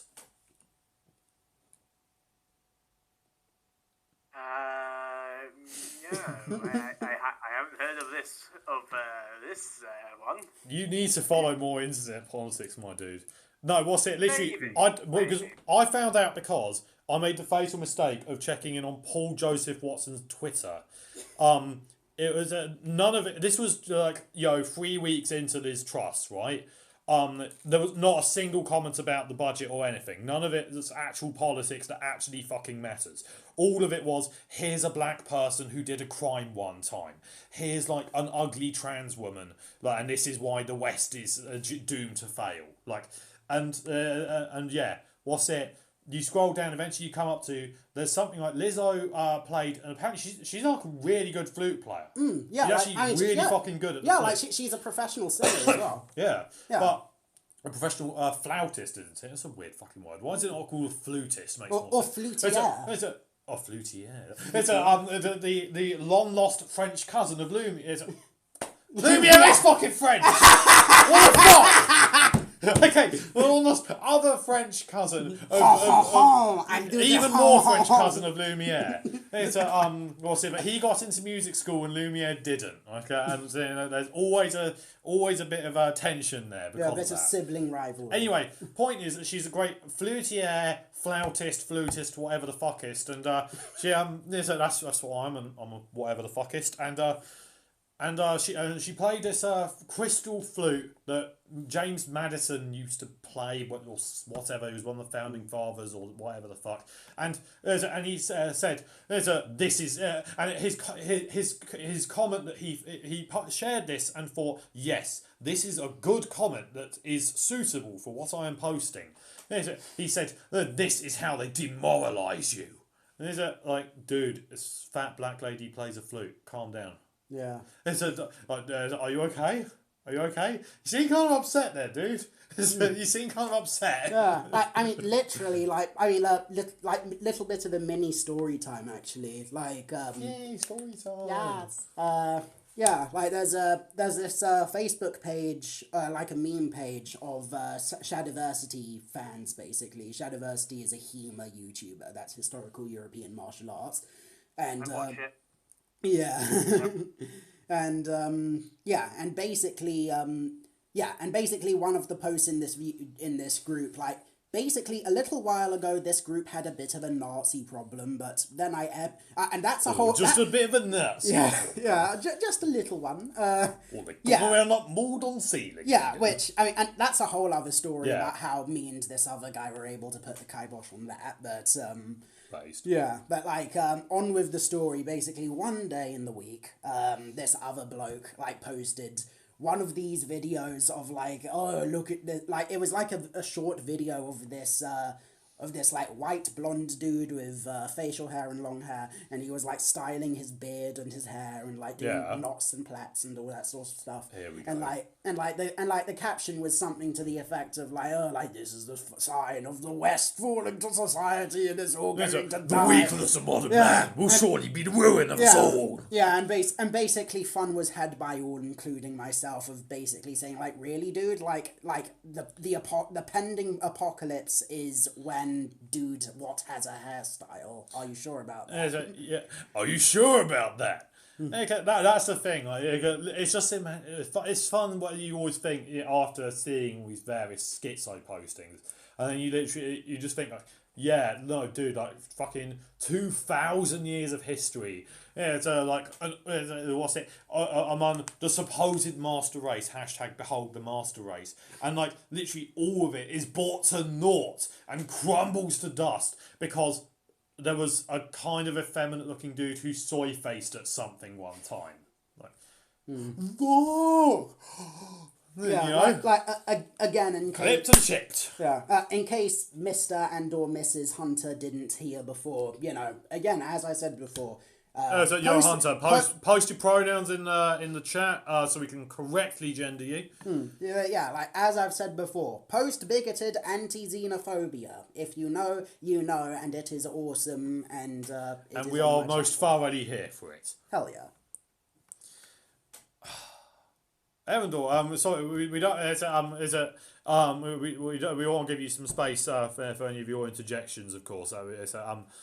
Like if you want to even, like, if there's anything in particular you want to Well, talk otherwise about. you can do the proper enlightened centrist thing and just like you can be like, the city is burning to the ground. You're on the hillside and you're watching with a bowl of popcorn. You think one of the fathers down there was I just bring a fire extinguisher. I mean, at the same time, well, speaking of that, bit of a story time myself. Story time, go for it, dude. Go for it. I mean, I kind of was unironically doing that. There was a big old argument about politics happening in one part of the room, and myself and one of the other guys were just sitting at the back of the room and going, "You want to get involved with this?" And I'm going, "Nah." And I unironically said, "Wish I had popcorn for this." The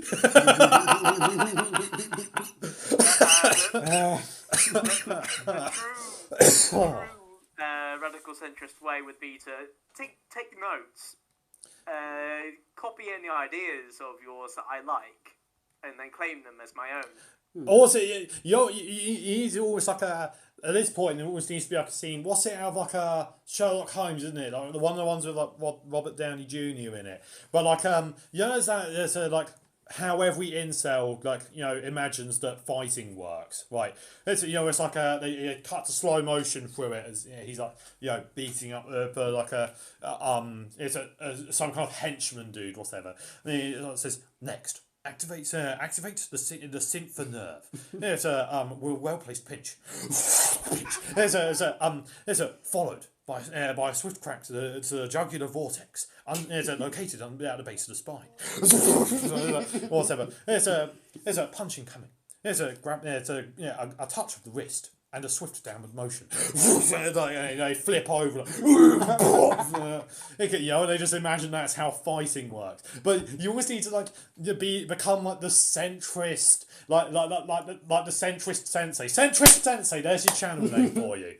And you need to sort of talk in that kind of tone about while watching footage of Vosh arguing with Nazis kind of thing. And you pause it. You say there's a here. There's a Vosh should deploy. There's a the logical fallacy of. There's a whatever. There's a next a swift application of I fucked your mum.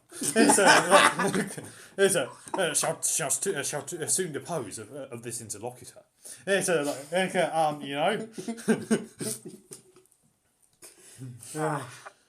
Now that's a commentary channel I would watch. Do it! Fucking do it, dude! I defy you to do it. I'd pay good money for that, is all I'm saying. Oh, you would support me on Patreon? I know, dude. Genuinely, if you fucking do that, I've got £3 spare a month. I can do that.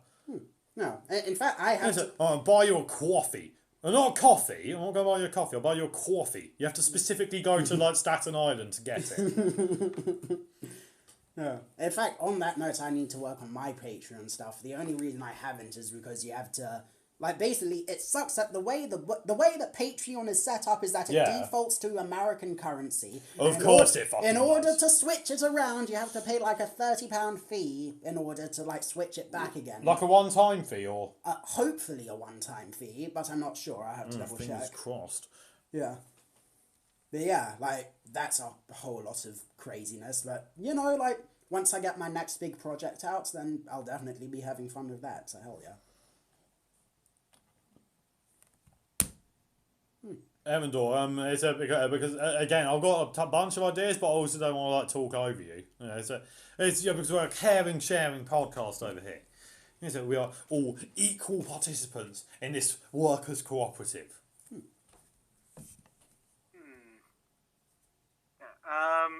Can we get on to the Nazi bashing now? No, I think I know that one cannot never have enough Nazi bashing, but let's have a bit more of a diverse palette, my friend. Fair enough. Yeah, I'll just get the charger. Go for it. Oh, we've done a lot of positives. We go back to trains and stuff. That'd be a good shout. Actually on that point, train stuff. because basically in my scoy loins, you heard of City Skylines, right, Erandor? Yeah. You have? Did you play it? I have. No way, have you? I haven't. Oh, have not. No, I haven't. You have to. You have to. It's so good. It's so good, and it will appeal to your there's enlightened centrist values as well, because you get to be there's like a god above it all, watching your little people scurrying around. There's a feeling smugly superior to all of them. But no, what's it like and then basically this morning, or before I came up here, like I was reworking my train lines, because basically previously I always massively overthink this kind of thing on like how's the best way to do it and set up a train network. And basically what I had done was I had kind of set up like a sort of like a copy of like the massive junction outside of Clapham Junction. Because literally, like, so if you're coming up from like the side, like sort of the Cheam, Epsom kind of side, right? If you're kind of like coming up from that kind of a way, then so you then pull into Clapham Junction. Say you're then going beyond that to wherever the fuck. Like after that, there's like a whole bunch of track kind of loops under and over, and there's this big loopy bit that goes up and over, and a big loopy bit that goes up and under. Blah blah blah blah. Loads of track looping up and under and over and everywhere else. Because of the they want to provide as many kind of direct connections as possible, right? To as many directions as possible. And the thing, so I've done that, but it was just really bugging me that there was like, there's only so much you can do with that. Inevitably, there has to be some kind of dead space that's kind of like, and even if you could squidge some buildings in there, which they do in real life, like, there's various like industrial workshops and things like that kind of thing in the various gaps of track, but you kind of think, God, it'd be a shit place to work, because it's like it's sandwiched in between two like constantly running train lines. So wrapping up, like so what I've redone now, and also because I wanted it to be kind of more minimalist as much as anything else, was I kind of set it up almost more like a tube network. Because I've had a little look around to see how they do it in Japan, because Japan has like by far and away, like sort of Japan and China, just that area has by far and away the highest train ridership in the world, bar none. Like I'm pretty sure the biggest station is like Shibuya Station in Tokyo, and that's like a crossing station. So like, you have your one track that kind of as you do, but then there's like another track that goes over the top of it, kind of perpendicular. And but they're all kind of part of the same station, so it's like you'd get off the one, you'd go up a level onto this track that goes over the top, right?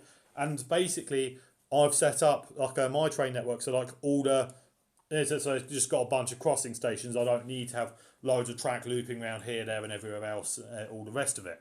And I don't know, it just seems to me to be like that's a good way of doing it. If you ran the trains frequently enough, and you had like plentiful like lifts and things, you could absolutely do it that way. Why ever not? And because it's a space saving as much as anything else, you're cutting down on a lot of dead space. So yeah, Mr. E. Anything or anywhere else you'd like to take the conversation in particular?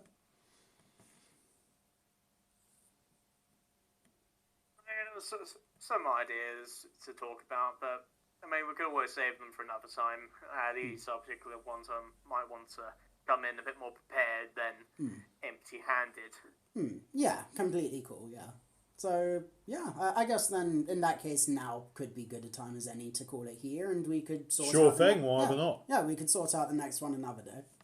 We could specifically have some kind of source material that we all look at, or some particular specific thing that we could, or specific things, plural, that we could respond to. Yeah, or via Vampire Hunter D. Like, if you want to suggest any potential topics that we cover here, like whether it's politics or anime or whatever the hell you like, then yeah, go for it, sure. Or various other Disney films in which we could appear as campy sidekicks.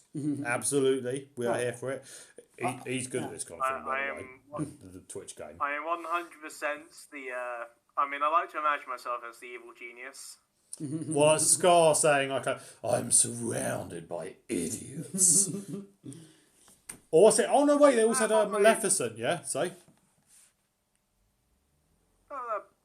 What were you gonna say?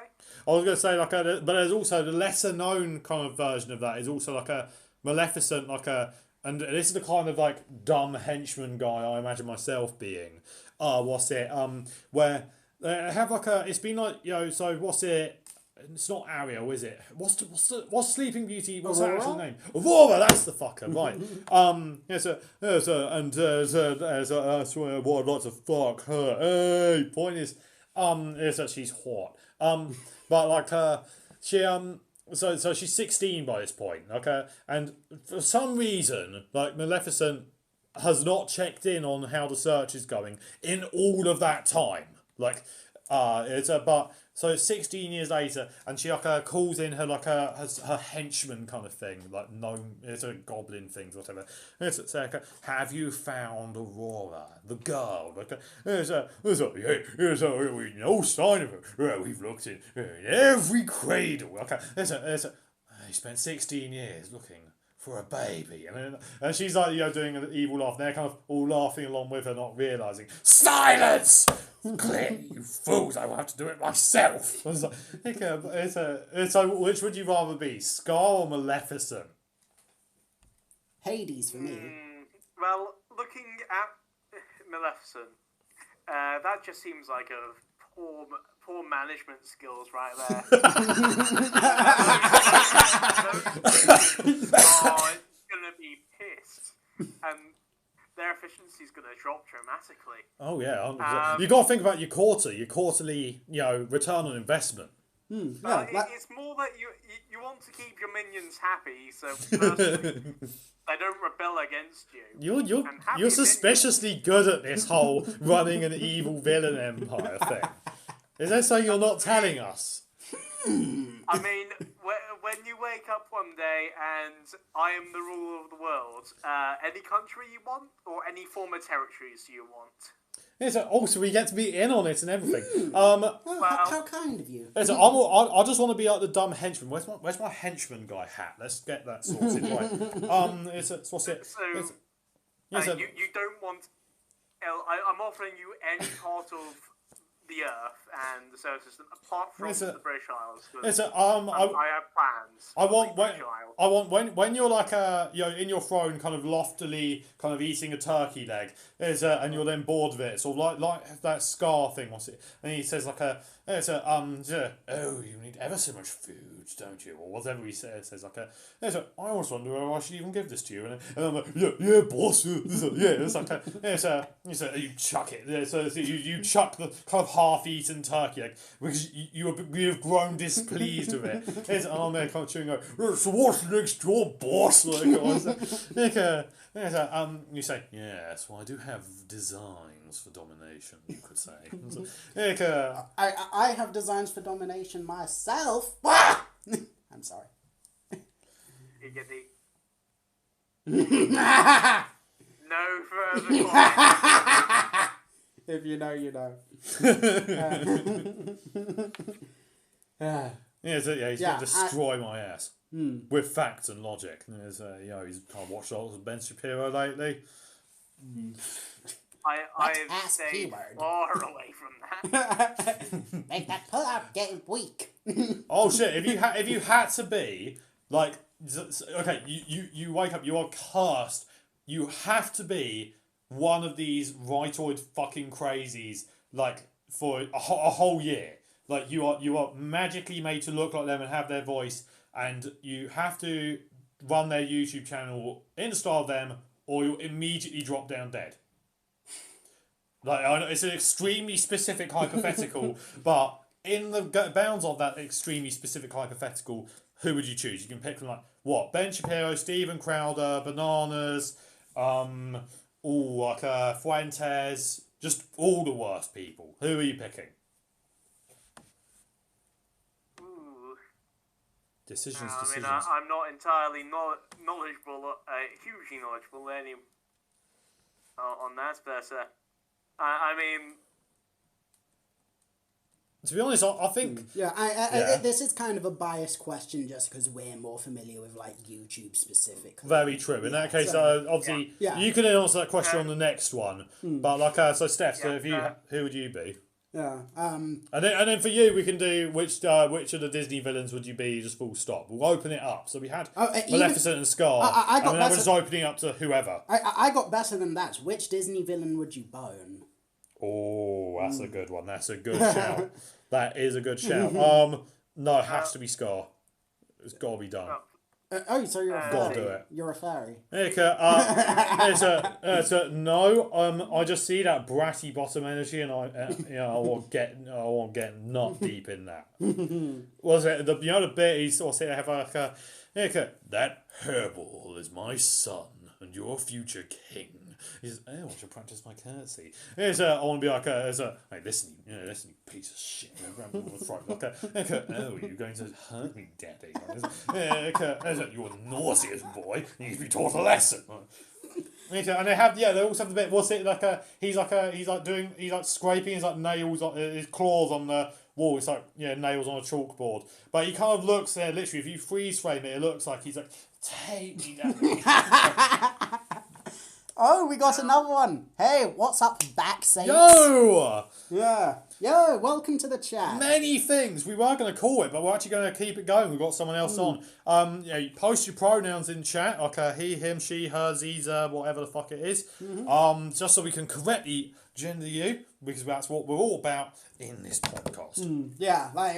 To briefly summarise the pod. To briefly summarise to this point. We talked about capitalism, we talked about social democracy, we talked about trains. Fucking Disney villains. Yeah. I was going to lead up to that. I have a point on that one, when you let me. Yeah, and all sorts of, like, online, like centrist, anti-centrist, pro-centrist, not centrist, like, all of the various flavours of the rainbow. Bit of Brexit. Yeah. And CANZUK. CANZUK's specific. Very topical. 2016, when you had all the anti-SJW, like, feminist cringe compilation videos, and how that was a fucking wild time in history. Yeah. And just 4chan. The worst time. They were arguing all 4chan's not all full of Nazis, and I said, no, it's just got a bunch of fucking Nazis. Yeah. Oh, Kink at Pride. We talked about Kink at Pride. Yeah. Okay. So and now What you read it. Think about Russian. What are you? Think about Russian invasion in Ukraine. Oh. Do you mean what do we think about it? I mean, you two guys go first. I'll save the best till last. Sure. I mean, as far as I'm personally aware of it, I mean, it's bad, Russia's, Ukraine's, at least to my knowledge, been, like, not entirely independent, but at least, like, recognised as independent, and as a result, it shouldn't be invaded, because, I think as a general rule of thumb, invasion is kind of a shit thing to do, no matter who you are, so yeah. And, Mr. Erandor, would you like to chip in on that? I don't know if you can hear me. My internet's shitting itself once again. I'm going to see if I can switch over to something. So am I, it's all good. Just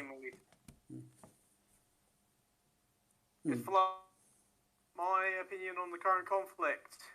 The appalling war in Ukraine. We always have to call it the appalling war in Ukraine. Yeah, like the Scottish play. Yeah. Of course, supportive of Ukraine.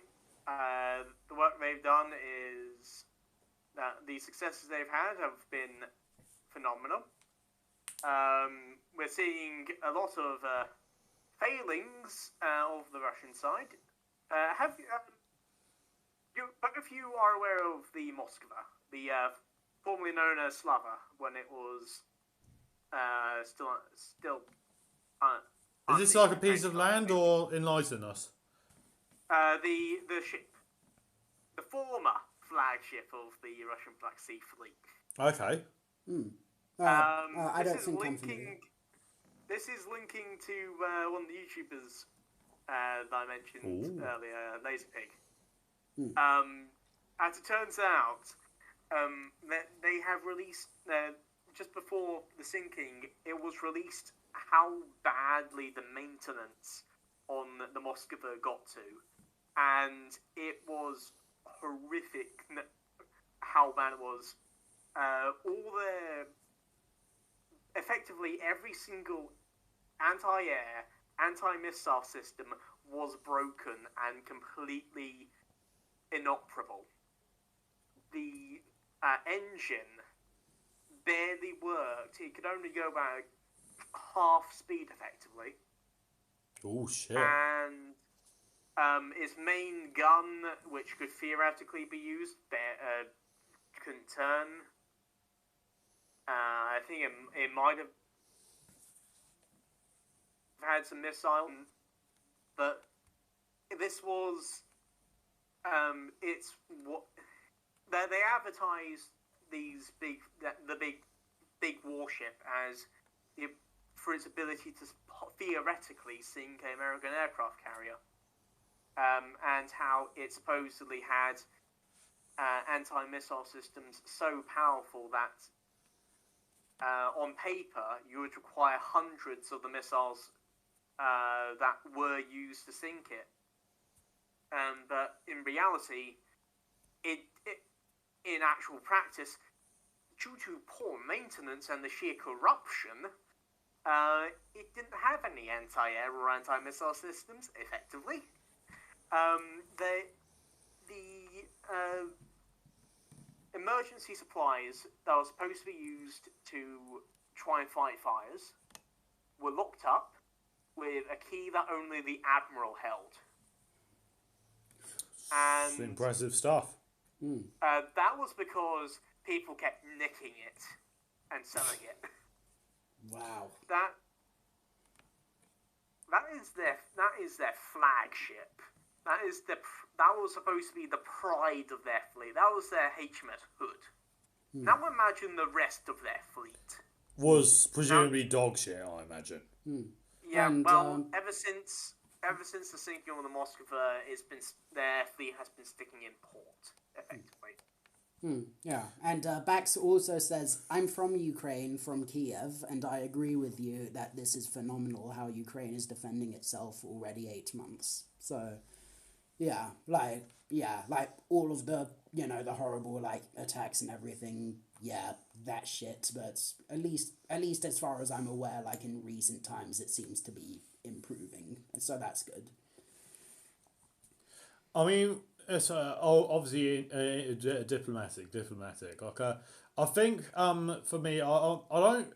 Okay, so we'll begin with invading other countries unless they're Nazi Germany is bad. That's the hottest take you're gonna get.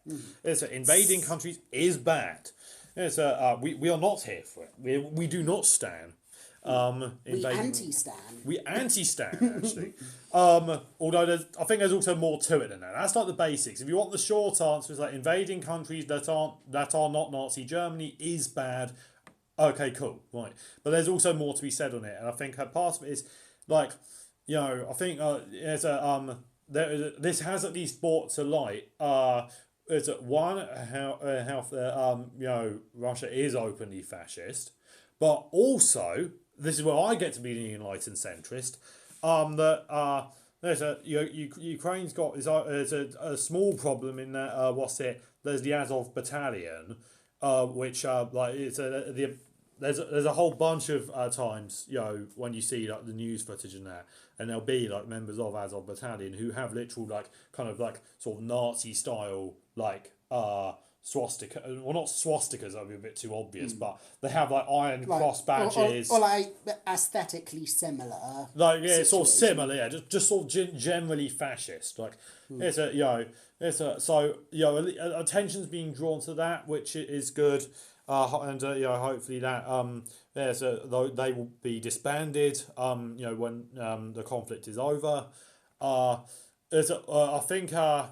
But ultimately, so as much as I would like to say, Russia's fascist, Ukraine's got a fascist paramilitary that's kind of within their ranks. Let them fight, but I'm also very aware of the untold human misery that's being caused, mostly for the people of Ukraine. Specifically in the Crimea. So like as people suffering there very badly since it got annexed. What's it like? I think it was Real Life Law or Wendover Productions. One of them covered this very well. But basically, like the Crimea, like naturally has like it is just like wasteland. It has like pretty much nothing going for it, and its entire freshwater supply was being done by this huge artificial pipeline. As opposed to a natural pipeline, by this huge pipeline, just a naturally occurring pipeline. But all their water, their fresh water, like their drinking water, was supplied like from Ukraine by like a big pipeline. And when Russia invaded, in retaliation, the Ukrainian government then they then cut off access to that pipeline, out of spite. And so then like obviously now all the people in Crimea were all left without any drinking water, and they were already living in very dire straits, in very gripping poverty beforehand. Anyway, but obviously that's only tip of the iceberg. We could talk about all day about all the various people who have suffered the human casualty, the civilian casualties of the conflict. Which is why, as leftists, we're here for saying no war but class war. Class war is the only good war. Unless World War II is the only justifiable war in all of history there has ever been. Has been World War II. Other than that, no war but class war, baby. Yeah, and and who knows? Maybe in the future we'll make an episode about that if we feel like it, or if demand comes up in more ways than one. Well, as long as I get to introduce it by fooling people into thinking that this is there's your problem. Yeah. We could if you guys watched it, we could even cosplay as the characters. I call Alice Caldwell Kelly because she basically has my exact voice, and also because she's fucking hilarious. We love it. Oh, when you said about the Moskva, you know what? That could be our subscriber special. Yes, 100%. We are doing it. Hell yeah. We are absolutely doing it. I will buy a fucking wig and a hijab. I will 100% do it. You see if I don't. But Erandor, you said about the flagship, the Russian flagship, yeah. Yeah. And I think you put it really well. How this is meant to be their pride and joy, their everything, and it sucked. So how bad were all the other ones? There are entire videos talking about how because Russia should absolutely have curb stomped Ukraine, but if they were doing anything properly, they should have absolutely kicked in the shit of Ukraine, and they did not. That makes you think of this brings us back to Elon Musk actually, because there's your problem, because I kind of feel this is a bit of a moment like Alice's impression of Elon Musk. There's where he says, "Hey Grimes, I have permissions to do the loop," and he does not have the permissions at all. Hey Grimes, I have permissions to build the flagship, and he does not have the permissions. I just like that phrase, the permission. And I like the idea because too many people like to present him as kind of that's a dark, shadowy, evil genius, scary mastermind of the world. Dude, he's a fucking clown. I just like the idea. He's almost he's Sweep out of Sooty and Sweep. He's kind of he's sort of childishly enthusiastic about some really dumb fucking idea. There's you imagine a board of directors saying, so you want to have 4,000 cars an hour in this tunnel, right? Okay, yes, and they will go 150 miles an hour. But then they'd only be spaced 0.5 seconds. They'd be spaced half a second apart from each other. Yes. But then if something goes wrong, it won't be but if they do, then they'll all crash. It'll be a huge fire. Apparently, Russia lost another ship as well, Admiral Makarov. Which actually, I have a mini story about Makarov. Go for it. One of my favorite games of all time is Metal Gear Solid 3 Snake Eater. And I actually wrote for there's a channel called Go To Games, when they're like a sort of gaming store and YouTube channel, and they have a blog site. Bit like The Escapist, yeah. Yeah, pretty much. And one of the bits I wrote for them was about how, the boss, who's the main villain of the game. Yeah, the boss. I got to see the boss, man. Not only that, but she's a lady, so she's technically a girl boss. If I Hey, she's a lady boss. Yeah, she a lady boss, not a girl boss. She a lady boss. She a dame boss. There's a classy dame up in here. Yeah, she a broad boss. Anyway. But yeah, Makarov. Looping it back to Makarov. Yeah. Another of the really good villains in that game, Revolver Ocelot, has twin guns called... that's a name, yeah. Yeah. You have to play Metal Gear because for the names alone. Like, there's Revolver Ocelot, like Liquid Snake, Punished Snake. There's a name on dick. Fluffing Volgin. Okay, not the best one. Mr. Lightning Bolt. That's sort of the lady way. You see? Fluffing Die Hardman. That's not Metal Gear, but yeah. Basically, Makarov. Yeah, Revolver Ocelot. He has twin guns called Makarovs. So yeah. Is it Makarov's just kind of a cool name? Oh, that's actually another topic. I call World's Strongest Man in that. Obviously, it won't go on for too long, but I don't think you guys are interested in it like how I am. But what's it? Actually, Erandor, out of interest. Wait. We'll say in a bit. Would you read it out? Read it.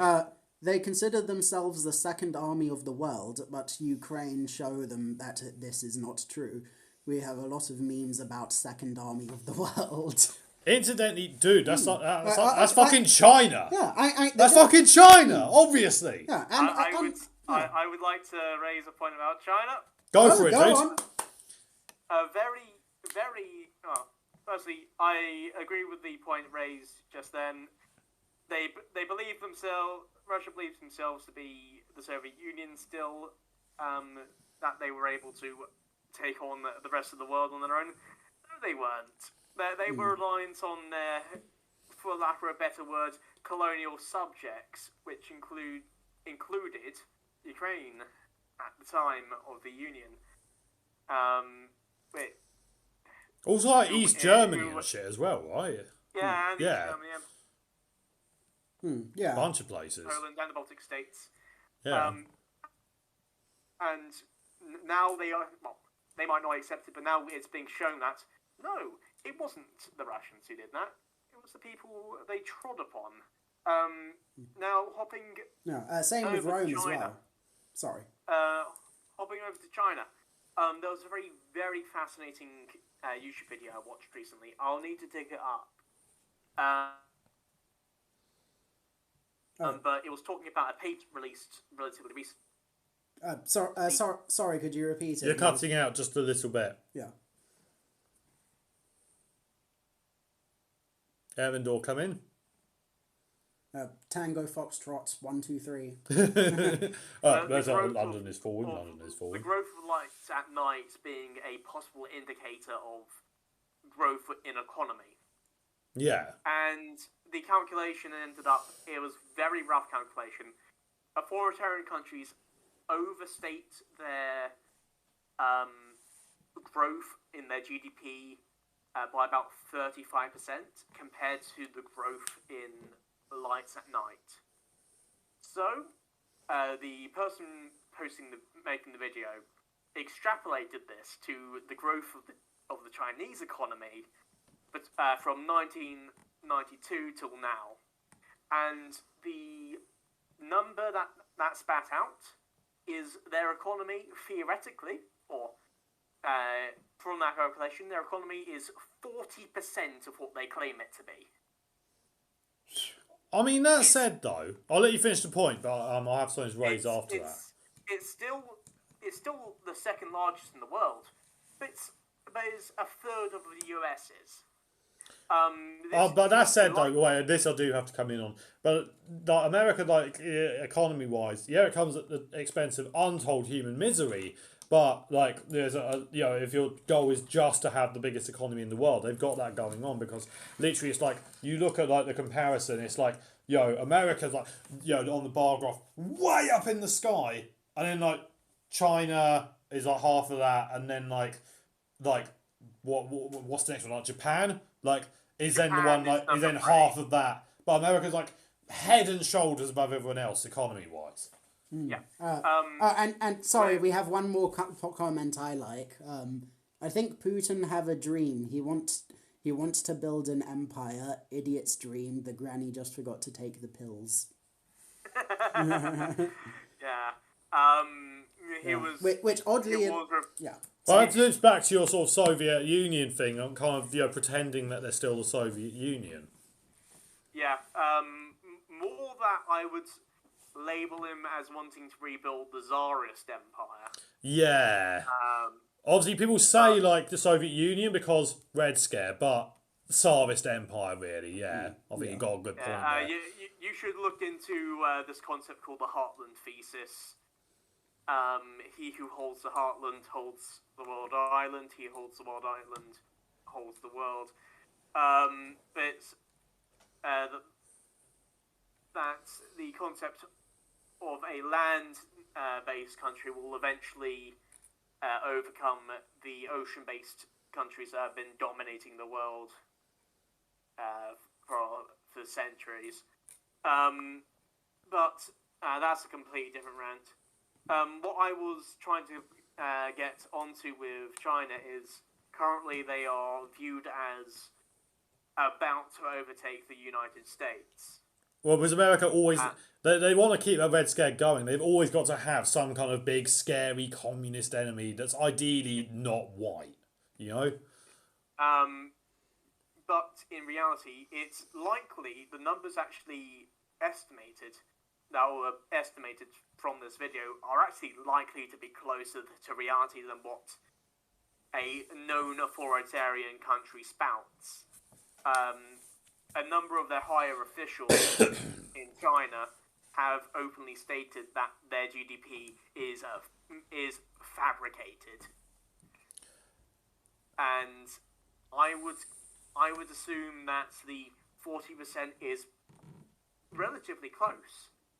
It might be 50%, it might be 30%. I don't know the exact numbers, but I would say the real Chinese economy is under half of what they claim it to be. That said, this is what I was going to come on to earlier. I think, so how familiar are either of you with, the state of Chinese high-speed rail? Not really outside of just, more so Japan, that they have bullet trains and that. Obviously, Japan, the bullet train, yeah, which is, pretty much the poster child of high-speed rail. I take it you probably know a fair bit on this, Erandor. Yes. Quite a lot of my knowledge does come from channels like China Uncensored. I fucking knew it. I don't believe a fucking word of that. Absolutely not a fucking word. Cobblers. Yeah. So, my thoughts... they've got a lot of pretty good infrastructure. But the thing is, they just keep building it. And it's in such a way that they're using it to prop up their economy, and there's only so much they can build. And most of the stuff they're building is, at this point, redundant. Well, that's the thing, though, because to me, this is almost and believe me, I'm very, very, very critical of China for a bunch of fucking reasons. They are openly fascist in their attitudes They're openly committing genocide. Well, for sure. Yeah. Oh, well, wait. So we'll come back in just a sec. If you read out what Bax has said here. I believe in many interviews, I believe Putin. Yeah, Putin. In many interviews, Putin says that the dissolution of the Soviet Union was a genuine tragedy. Based. So this war is kind of like an attempt to create a new Soviet Union 2.0. Okay, so we'll circle back around to the China thing, but there's a... Or no, I think we should start with the China thing first. To finish it off, yeah, sure thing. Well, yeah, interesting point. We'll loop back around to that. Yeah, later. Sure thing.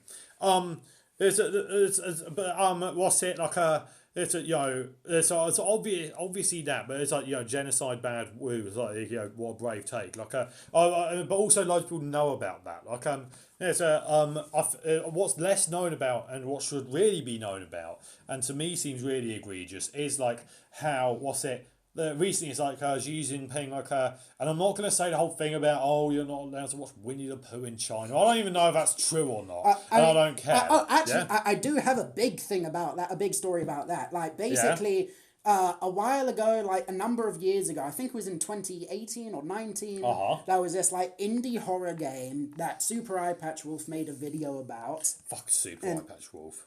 Really? Wait, I thought you meant SS Sniper Wolf. Oh, God. No, I got them mixed up, yeah? Oh, thank goodness, yeah.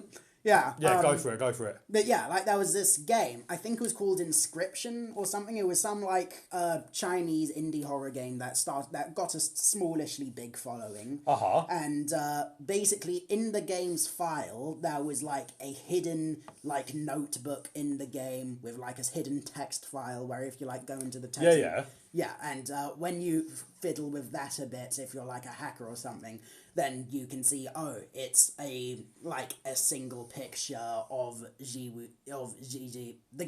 Jinping. Yeah, the Winnie the Pooh man. It was like a picture of him with like a funny caption, like comparing him to Winnie the Pooh, and like a jokingly meme like picture of that.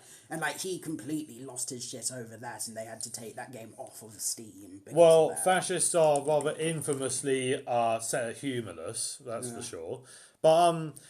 But I think, all that stuff's kind of known about. What isn't so much known about, and really should be, is how Xi Jinping came out with a policy that they were going to ban the representation of effeminate men in media. Yeah, in fact, Go-To Games, people I worked with, they actually wrote about that as well. Based. Oh yeah. But like like a bunch of really wacky stuff like that. That's just which is just blatantly homophobic. Okay, it's like it's a fascism 101. So all of that garbage aside. Like the garbage ideology aside, so just from the pure practicality of it, like the one thing they are really getting right is their high-speed rail. And people say about, but they're building a station and it's losing loads and loads of money and it's built in the middle of nowhere. Like, dude, but the point is that you build the rail and then then rather than build the town first and then you have to somehow fit the rail into it, you build the rail and then you can build up a town around it. Yeah, okay, it's not needed right now. So it's built for like a really small place. Yeah, it's not needed right now, but it will be needed in the future, given that their economy is absolutely accelerating, climbing. Like, yeah, okay, they're almost definitely overstating it, but there is absolutely no question about that. They built all the high speed rail in the world, and they've done that overnight. You have to remember 2005-ish. China was that country where all the plastic shit came from. That's the country where the major McDonald's toys. And now they're gunning for leadership, it being the biggest economy on the fucking planet. Within 15 years. They're overstating it, but their high speed rail plan is based, and yes, they absolutely are a huge fucking economy. Oh yeah, so this thing now. Yeah. Despite everything, they are definitely still above Japan in their economy. Yeah, obviously a huge part of that is because of presumably they're overlooking a whole bunch of health and safety laws for building the railways. No doubt about that. They're almost definitely underpaying people massively, for sure. But the end result is, if you just look at the cold hard facts of it, is that they are getting shit done. Also, but they've got millions and millions and billions of people. Yeah, dude, America could very easily support China's population if they wanted to. But the problem is, too many fucking people live in a McMansion, which has a whole square mile of land on either side of it. And then there's another McMansion. That's why America has not got the same population. They've got the space. They could, if you had the same population density, America could absolutely clobber Japan, kick their shit in, no doubt, but they don't. because individualism brain rot, and that's just how it be. Yeah, in many interviews, this war is like an attempt to create the new Soviet Union. What are we thinking? I mean, I'll save my thoughts for a bit. What are we thinking? Is it an attempt to create a new Soviet Union, or? I mean, I would more. sorry. I would more compare at least the structure of how Putin has propped himself up to a feudal state. Yeah, like Tsarism, like you say. I would less compare him to trying to make a new Soviet Union, because it's not really structured. His government isn't structured like that, and I would more compare it to him trying to make the second Tsarist empire, which in itself is also horrific. It's just a different flavour of authoritarianism. The unbased kind. Steph's, your thoughts? Yeah, I mean, pretty much, like, based on what you guys are saying, I pretty much agree with Erandor, like, with the only, like, very teeny tiny mild caveat that, you could argue it's like the Soviet Union in that, both him and Stalin or whoever also want to be authoritarian dickbags. Like, that's the main similarity I'm getting at. I think that's an incredibly surface level thing, though. Yeah, so Bax, I'm not entirely. I don't entirely agree with you on this point, because I think there's much more simple explanations that can be given for it that I'm aware of. Because I watch a bunch of like real life law videos and Wendover Productions, etc., Polymatter, that kind of do videos on this kind of thing, and it seems to me to be the case that like this is just the same reason why Russia has always done invasions on Ukraine and places, the Crimea specifically, is because like one thing that has always held them back, like pretty much like from like 1800 onwards, and if not through their whole history, what's always held them back is that they are effectively landlocked. You'd think, well, like, they stretch from, like, sea to sea. How can they possibly be landlocked? But the sea that they've got access to, that's the thing. It's all, like, sea that's just, like, south of the Arctic Circle. So it's not, I mean, it won't be a problem in a few years' time because, global warming's happening and the planet's going to fucking die in a burning inferno, because of global warming. But it's a burn baby, like, North Pole won't be a problem soon enough because it won't fucking be there. It will all melted away. But yes, at the same time, there'll be no Russian winter to stop the Germans. True indeed. Like, and that's the thing. Like, wait. Isn't it like the so the whole like the whole the failed invasion of Russia, the Russian winter, etc. Blah blah blah. And like they would not kit it out for it like at all, even for like really stupid shit like presumably even more stupid than forgetting to bring a bunch of coats for going to like this frozen wasteland. But also stuff like German tanks were designed for like really narrow tracks, like so they all got stuck, like they all try to drive through like these marshy wastelands, and all of them got stuck. Like you look at like pictures of like the KV-1 and that, like the Russian tanks, they have like really wide tracks for exactly that reason. So they don't so they don't do that. Like So, can I bring concept? So firstly, in Russia and like extent Ukraine and a few of the other countries around there have what is essentially a mud season, where the entire ground becomes a quagmire for a few months. Giggity. Then immediately after that is the winter. But particularly just speaking for the Second World War, it's more that logistics. Logistics is an absolute nightmare to do for anyone. From October also, to April, Dax says. Why blowing up all that time, the Russian trucks is really good. If man has no bullet, then he can't shoot anyone. a very wise proverb, I believe, first stated by Confucius. Very wise. Along with get strapped or get clapped. So that was another one of his very wise.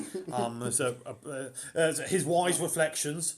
And Satan is a bratty tsundere, George Milton. Yeah, all the good stuff. But what's it? So yeah, so they had access to the sea because they literally stretched from like one ocean to another, but it was all like Arctic water, so it wasn't. So it was like all freezing cold and frozen for most of the year. Like so like you couldn't have used it in winter and stuff. So that's why the phrase is used. They wanted to get a warm water port that they could have used all year round. And that's why the Crimean War happened. And that's why this war's happening now, to a large degree, is because they were trying to annex that territory. So history. You can even go as far back as the Russo-Japanese War. Yeah. No, dude. The Russo-Japanese War, that was like 1905. Like, Crimea was before that, wasn't it? The Crimean War, yeah. Was like 1890. No, it was like 1900, I think. It was like a few years earlier. Or was it? Yeah. No, wait, it was way earlier. I'm thinking of the Boer War, that's my mistake. Yeah, I think the Crimean War might have been 18-something, though, I'm somewhere sure. I think it was not soon after Napoleon, at least technologically. No, you know how I remember? Yeah. It was around that kind of a time. You know how I remember? Because, all the depictions of it, like all the British soldiers, you had the British soldiers, and then you had the British soldiers, and they were all wearing like the red coats, which to be honest was like whoever came up with that idea for sure thing, dude. Let's make sure we're really visible to the enemy, that's literally like after. I think it was after the Boer War, but they ended. It was like the cardigan reforms or something or other, where they said no, we're gonna wear all brown. We can't. If we're wearing like bright red, then that's not a great idea. We're gonna be really easy to see. But yeah, that's how I remember when it happened was because they were all wearing red coats, which they did way back when. Yeah, I mean that originates from medieval uniforms, etc. But yeah, when they switched over to khaki, that was during the Boer Wars, I believe. Yeah. I mean, you had the red uniforms all the way up to the to Rorke's Drift, even. Yeah. Oh, actually, on this point, let's go full off. No, it'll be secure. Don't worry. There you go. That's got it. Hi. Yeah, we're still on. I think 4:30 we'll call it there, but that'll be 3 hours. I think that's a good place to call it. Yeah. Good, you've enjoyed it. Listen, we have thoroughly enjoyed it. Yeah. Nick, yeah. I'd love some water. It'd be very kind of you. Perfection. Thank you so much. Whoop-de-doo. Let's stash that to one side. So what's it? Have you guys heard of Steph's? Because I talk about this all the fucking time. But have you heard of the what's called the Northern Passage or whatever it's called? It's new shipping route, the Northern Passage.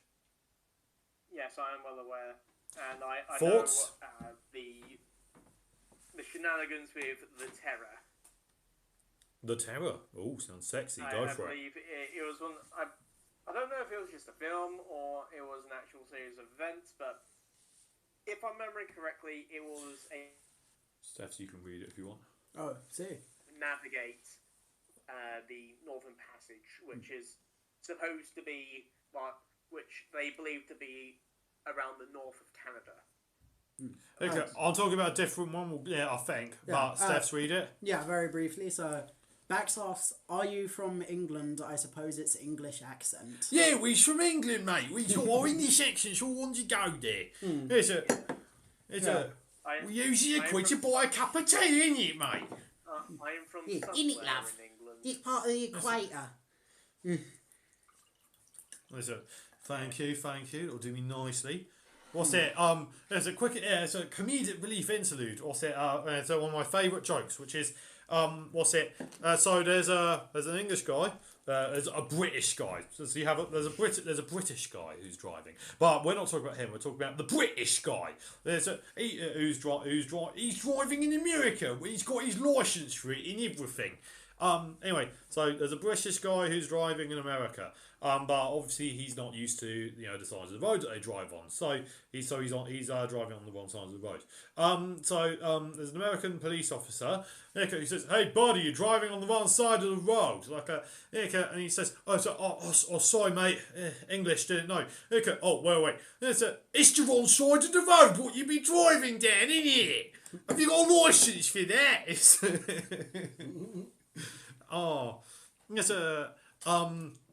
But I have a license to say, Erandor. Just to be clear, because I realise it's quite a vague phrase now, I'll mention it. No, I mean as in do you know he talked about how it was a problem back then because of the North Pole, but the North Pole won't be around in a few years' time, will it? It will have all melted because of global warming. So the gist of it,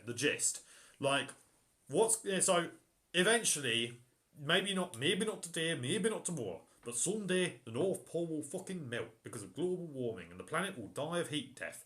And basically, because this is what corporations are like, there's the corporate vampires have seen this as a very good business opportunity to save a whole bunch of money on shipping costs, which is why countries like Japan, in particular, so Japan and China, and also Iceland in particular. Okay, Reykjavik is on the southwest of Iceland. They are building a fully functioning cargo port, full-size cargo port, on the polar opposite side of Iceland, on the northeast. Because that's where, when it gets to the point where you'll be able to have ships going through, basically across the top of the world, where the North Pole used to be, that's where the ships will be coming from. And they're getting ready to kind of capitalise on receiving those ships in as expeditious a way as possible, kind of thing. So that's what I meant when I said the Northern Passage. Well, that's fine. In all honesty, all I can say to that concept is that sounds incredibly based. What? Go. What is it? Explain yourself. It sounds so ridiculous. Building a port on the opposite end of Iceland. For this it sounds utterly ridiculous. It is. I suppose I should have seen you'd like that. It's very evil villainous. Comedy. It is a little bit. It just you know what it makes me think. I think of my days. You guys probably aren't sad enough to watch it, but Basil Brush, yeah. Used to every clips and now and then. There's a Basil Brush famously running a clip channel. It's the Basil Brush clip context. Yeah, Basil Brush has TikTok anyway. Fuck it! Oh my days! If they did Basil Brush but running a Twitch channel, dude, that'd be based. Boom boom. Very briefly. God, dude, yeah. Very briefly though. Sorry, Bax.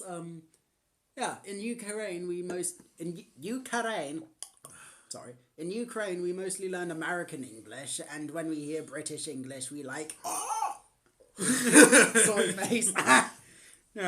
That is kind of the stereotype. Not even with even with sort of the thing of sort of the meme of American girls British guys are so sexy. Yeah, but when they say we like British guys, they're imagining oh dear, I'm ever so sorry, may I take your coat? They're imagining Hugh Grant. They're not thinking, oh love, where's he going? You cool, you got a nice horse on you, ain't you, ducky? It will really clean out the roof, love. We always say when everyone's ready to take the dirt track. That's how we do it, me and the boys down in Croydon. A bunch of filthy fuckers we are. Yeah. Why are your PMs changing so often? What are PMs? PMs, I think it's personal messages, unless he means. Unless he means PMS.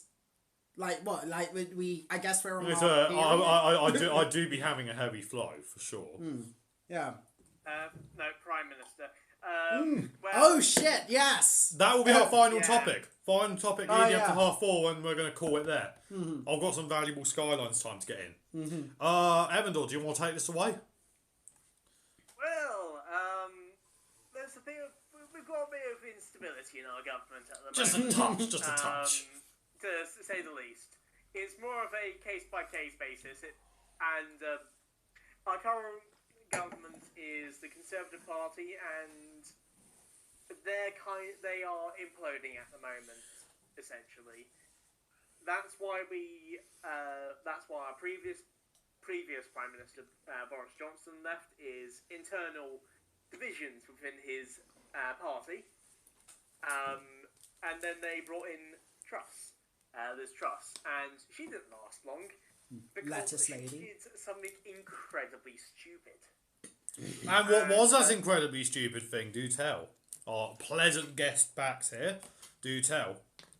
Well, that is kind of imploded our entire economy. Yeah, just imploded it. In 3 weeks, speed run it. Fucked up the bird. Yeah, so that's why we've been out of 2 prime ministers recently. I know Boris is actually well liked in Ukraine. Is he? I'll just find it hard to imagine that he's well liked anywhere. Max, feel free to chip in if you like. He's actually well liked because of how proactive he's been with supporting Ukraine. I suppose Liz Truss was trying to capitalise on that, wasn't she? They didn't do it very convincingly. Yeah, and I guess also more generally. Oh, we got a. Hey, we got someone else. Yeah, hello there. Hope you're having a good day. So it's good evening. And if you'd like to, you can say what country you're from. It's afternoon over here in Britain. Because we're British. Yeah, and super mini reintroductions like TopNotAnalysis, YouTube video essayist, reviewer, and talkie man on the Twitters, Reddits, and Tickety Talks. Bandanna Man, just a mess. Just not a hot mess. Self-Proclaimed Dirtbag Leftist, and our off-screen friend Erandor, our resident radical centrist history nerd. And also supervillain in training. Oh, wie has the Oberdeutschland lady? Hello, my friend. Svenrich says 1715 in Germany here. Fantastic. We love it. We love it. Yeah. And also my mum. Well, my grandma is German as well, actually. Based. So, yeah, hell yeah. No, she was a medic in the war, actually, even. So hell yeah. Yeah. Where was I? I mean, we were talking about. So Liz Truss, what's it specifically? British politics. Yeah, but what you missed out with Liz Truss, I think you just skipped over. You were trying to stay brief. Was specifically. Oh, wait. Bax has said about Ukraine, so it's the one above the last one. Boris is very popular in Ukraine. Have you said that? Yeah, people love him. Oh yeah, we did do that. Oh, you did say that. Yeah. I like. You read it. You read it. Yeah. The Uberfrau says Okay. It's a fucking. I'm sorry. Stop being racist against the Germans. Fuck's sakes. I'm sorry. Okay. Yeah. And I like Boris, at least as long as he shuts up, but he looks funny. I mean, he looks sexy. I mean, my guy's caked up. Like there's a thick with quadruple C's on God. Quoth my guy Philion, YouTube channel Philion, friend of the show. Look him up, he's good. This dude is double cheeked up on a Tuesday afternoon, my guy. He's double cheeked up. What the fuck are you doing, my guy? I think Boris. You know what they say? Actually, they say. Because you know he tries to sort of present himself as the lovable buffoon, doesn't he? That's the whole thing.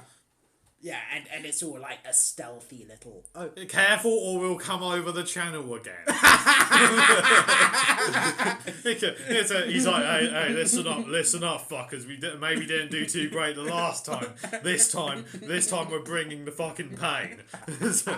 You got lucky. You had radar and we didn't. Well, we got radar now, motherfucker. Let's see how you fare this time. Yeah, but that's the thing. Is you know what's it? They say like the whole. It's the thing that every British mother says to their kids. Like, eat your carrots. It helps you see in the dark. What he does. Do you need a license for a carrot? No, you don't use a license for a fucking carrot, do ya? You should supposed to have a cup of tea. It does your fucking work, mate. It's but yeah, that's the thing. The whole carrots help you see in the dark thing. There's a like. You know, that was basically deliberately said so that Germans would hear it, kind of like, so how can you see those German planes? Oh, I believe it's because of all the carrots I'm eating. They help you see in the dark, don't you know? So the Germans, I say Germans, the Nazis. You know, because they were Nazis. The Nazis were listening in like, they're eating loads of carrots, bosses, so they could see us. Good. Well, we eat loads of carrots too. We'll see them. Like, but it wasn't carrots. It's because we'd invented radar and they hadn't. Like, that's why. Wow. There you go. I know many things. Okay, we've got 10 minutes and then we've all got a hard out because we've been going for about 3 hours. A very pleasant time had by all, and Erandor, very pleased to make your acquaintance. I do hope to have another one of these again. I hope you can make it a weekly thing. I'd love to hear your burgeoning supervillain fantasies some other time. I've always been planning on world conquest since I was rather young. So. You came out the womb. You came out the womb. Yeah, it's like a first womb and now the world. The little closet fascist you. You fucking closet fash. Read out Sven Rich has said again. One interesting thing as a German in the past few months, all the years it was Germany keep your military small. Now it is often come on Germany, do your part, spend more on military. Okay, yeah. So Erandor, if you'd like to chip in on that one, I've got I've got my thoughts, but you go for it. Your thoughts? As long as you don't try to rebuild the high seas fleet, I'm perfectly fine. No, what's it like? That's the thing. They never, the mouse tank, which we'll definitely get onto in another pod, in another episode. But most certainly. But like the mouse tank, right? So called because it was very small. No, it was like it's the single biggest tank that has ever actually been built. So misnomer, like Little John. Deliberate, like Little John, exactly that. Yeah. Robin Hood and Little John. Welcome through the forest. But yeah, basically like Little John, the tank, the mouse, right? Like it weighed 200 tons. They only built one. But this was in like two prototypes. The turret of one survived, and the body of the other survived. Yes. It's actually in a Russian museum somewhere. Kublinka, in the Russian museum over there.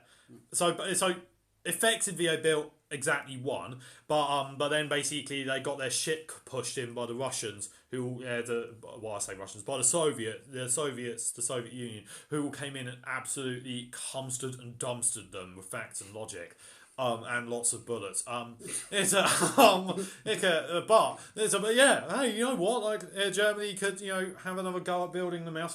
It's what's they do an epic mission to go and rescue it from Kublinka. They reverse engineer it. They build like a whole army of mouse tanks. It'd be fucking awesome. You say Bax has said, and Sven Rich. Sven Rich first. I see. Hang on. No, okay, that was a little one.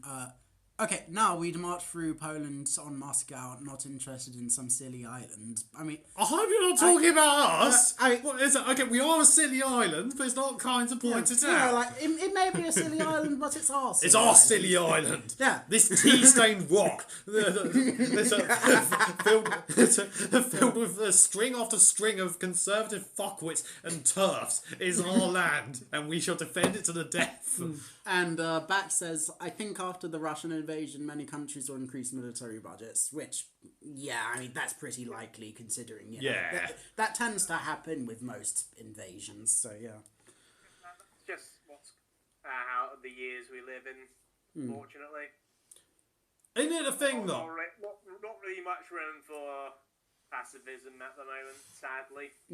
Yeah, or at the very least, like, as a friend of the show, Innuendo Studio. Friend of the show. Yeah, Innuendo Studio said, you know, like pacifism isn't so much a goal as it is a tool in a wider political ecosystem that includes violence. So, you know, yeah. It is. But, oh yeah, like, oh, well, wait, so Zvenrich has said it again. Oh, honestly, I love your little island. If it wasn't such a pain, If it wasn't such a pain in the ass to visit nowadays,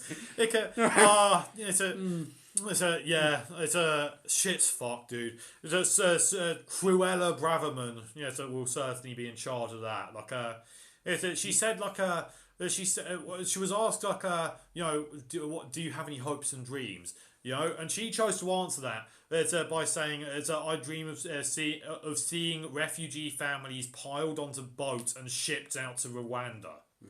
So, just truly wild. Yeah. Truly fatherless behaviour, indeed. Yeah, that shit definitely... Like, that shit makes Disney villains look subtle. No, It's like, dude, Svenrich, like, if you even so much as dip a toe in, like, the English Channel, she's gonna, command a fucking bomb strike on your head, dude. It's hypothetically, Twitch, hypothetically. Not actually, we're not advocating that. Yeah. And so Ella Braverman probably advocates it, like. Yeah. Because she's, wildly xenophobic. Yeah, and, and the only xenophobia we believe in is post-bigoted anti-xenophobia. Mm-hmm. Wherein we're incredibly in favour of open borders, and if you want to see the rest of that joke, then either go back earlier in the stream, or check one of my made-up philosophy shorts on my YouTube channel, TopNotAnalysis. Indeedly so. I think a last comment, yeah, if you want to read it, you can go ahead and read it. I think he's just joshing around. Yeah. Like, obviously I don't want to get you booted off stream unless I say the C word. Yeah. CANZUK. Yes, precisely. Yeah, but yeah, you know, like, yeah, it is getting a bit late. Like, it's been awesome. It truly has. So there you go. That was an episode of Well, There's Your Problem. It was a podcast about engineering disasters, and it had slides. Except it was none of those things. But we all had a very good time. Talked about many, many things for about 3 hours. We'll do final pronouns, and I think, call it there. Yeah, so final pronouns. TopNotAnalysis, he, him. Okay, hi, I'm not Alice Caldwell Kelly. I am Bandanna Man. My pronouns are he and him. Yay, Erandor! Erandor, he, him. Hell Thank you very much for having me this afternoon. Absolute pleasure, my guy, and I do hope I can one day be a loyal henchman in your plans. You there with the bucket of fish you give me for a good job, and I'll say, what do you need there, boss? Yes, when I do achieve global conquest, you shall be Indeed. Yeah, a respected lieutenant. Oh my fucking god. So thanks for coming, everyone. This has been TopNotAnalysis on Funtime Politics, and don't forget to follow me up on Twitter, YouTube, and the Tickety Talks. Take care now. Bye then. And